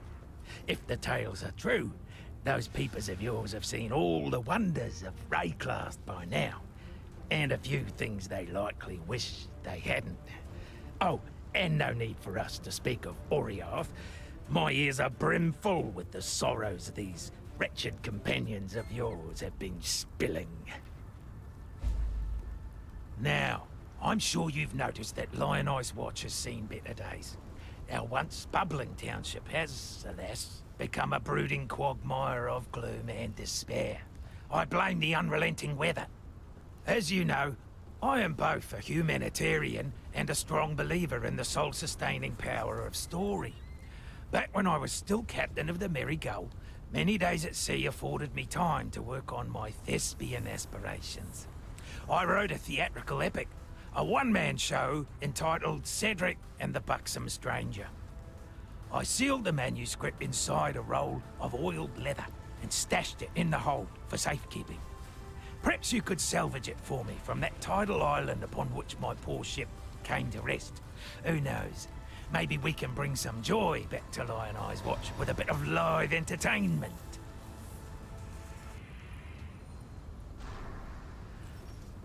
Now there's a sorry tale, more miserable than any dirge I've ever heard. Nessa's gone. Wandered off into the night, muttering to herself about dancing to his ditty. No, I didn't go after her. In truth, she was gone when I woke up the next morn. I only imagined she'd be muttering, you see, on account of the murmuring she's been making these past few weeks. Always the same, about him and his song, whoever in damnation he is. Lily Roth, granddaughter of the legendary Rottooth Roth. Oh, apologies if I seem a little giddy. It's not any old day you get to meet marine royalty. I mean, you know how I feel about pirates and all, but the Roths have as much in common with those scurvy sea rats as a shark does with a goldfish. Lily has her granddaddy's blood in her veins. It's plain for all to see. Look at the luster in her eyes, the ruddy blush of her skin. That there's a pirate princess, and no mistake. Yes, we live in curious times indeed. A time when old stories are being birthed, mewling and puking into our world of dirt and blood. It's all a bit inspiring, really. Hence, I've written a little something. Ancient anecdotes now wake from their beds, looming in our fears, towering above our heads. Age-old lusts and bygone greeds, walking and reeking as humanity bleeds. Rivers of history, lakes of blood, the gods stand upon us as we cower in the mud. You won't find a sailor that doesn't whisper a quiet prayer to the Brine King before casting off. In fact, under the maddening radiance of a full moon, the more superstitious captains would drown some poor slave or failed mutineer just to keep old Tsoagoth happy. No, that wasn't a sneeze. That's the fish god's old Asmerian name. It's considered foul luck to speak it on board a ship. A keel-hauling offence. You'll not find a more renowned pirate as Waylem Rottooth Roth. In times when Fairgraves was still a whelp earning his sea legs, Rottooth was prowling the Strait of Orioth in his ship, the Black Crest.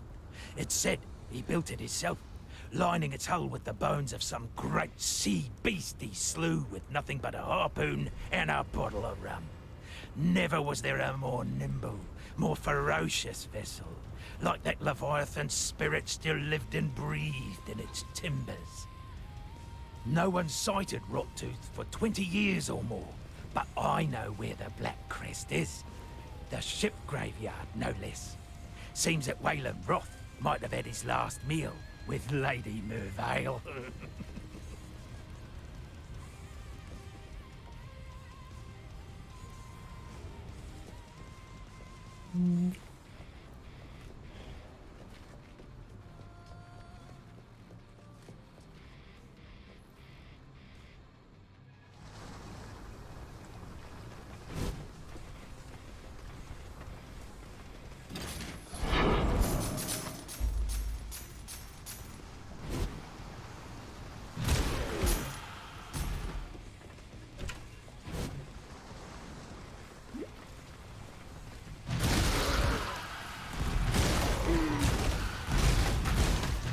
I do love the stink of victory.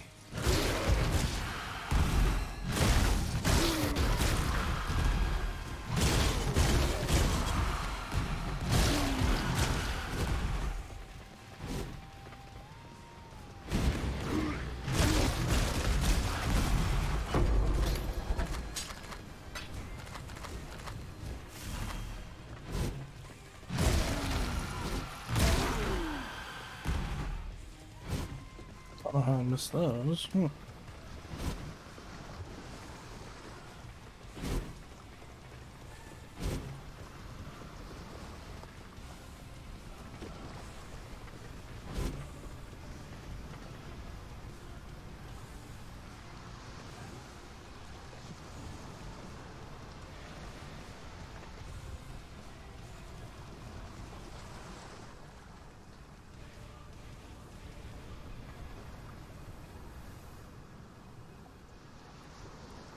I wish they'd add the voice acting to these.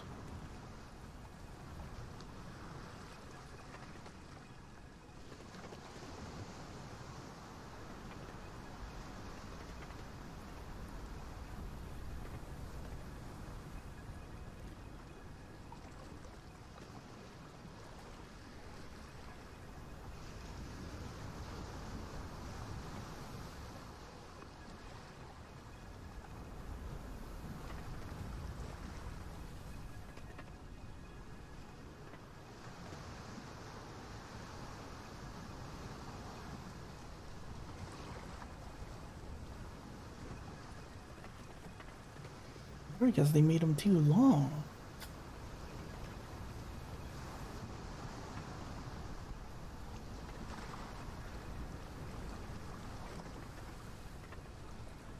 That's that. Way too long. I can't do this just yet. Your victories will not continue.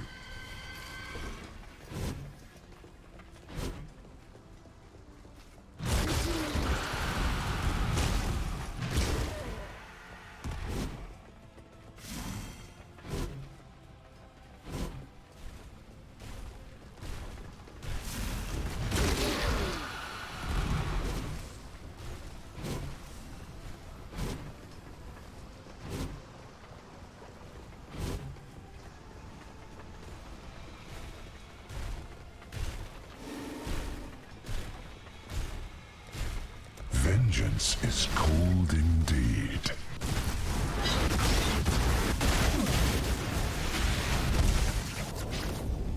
That's why my resistances are lowered. Death's cold grip is inescapable.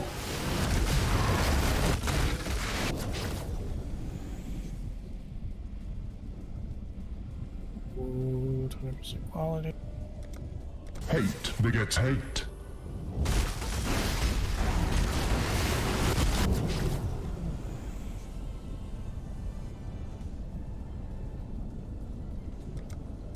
Mortality seeks you in kind.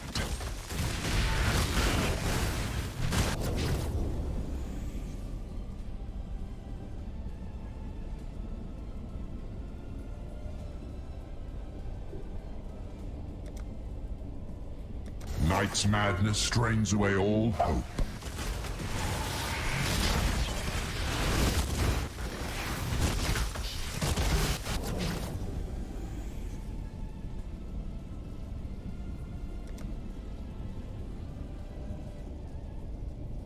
Can you feel death coiling around your heart?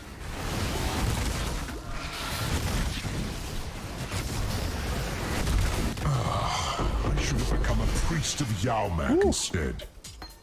Should be a priest of Yaumak. Mortal, we will meet again.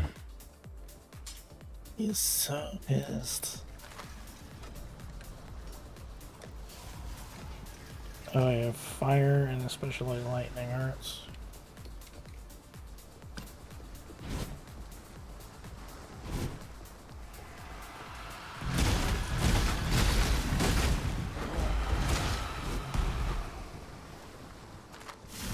My spirit is spent.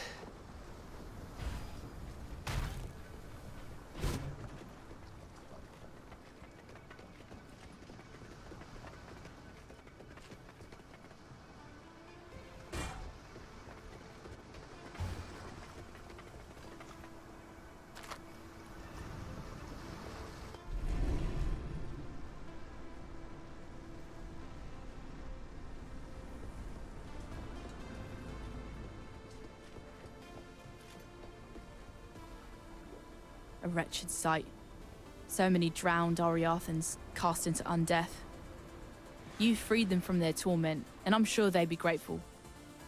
Here, that little something extra I were talking about. Though the sea takes away, it gives back in greater measure. While you be skulking about, I've managed to do a bit of hunting on my own. Got a hole full of baubles and trinkets here, which I managed to, procure. Take a look. You might find something particularly naughty to help you on your life's voyage. Giggity. You have the look of a wayfarer about you. I have a few bits and bobs in the hold that I managed to salvage from Oriath. Might be you're in the market for a little insurance for the road. The sort of nautical charm or a quaff of tonic be providing. Go on, have a look-see. And if you're thinking to trade, I reckon we can come to a fair arrangement.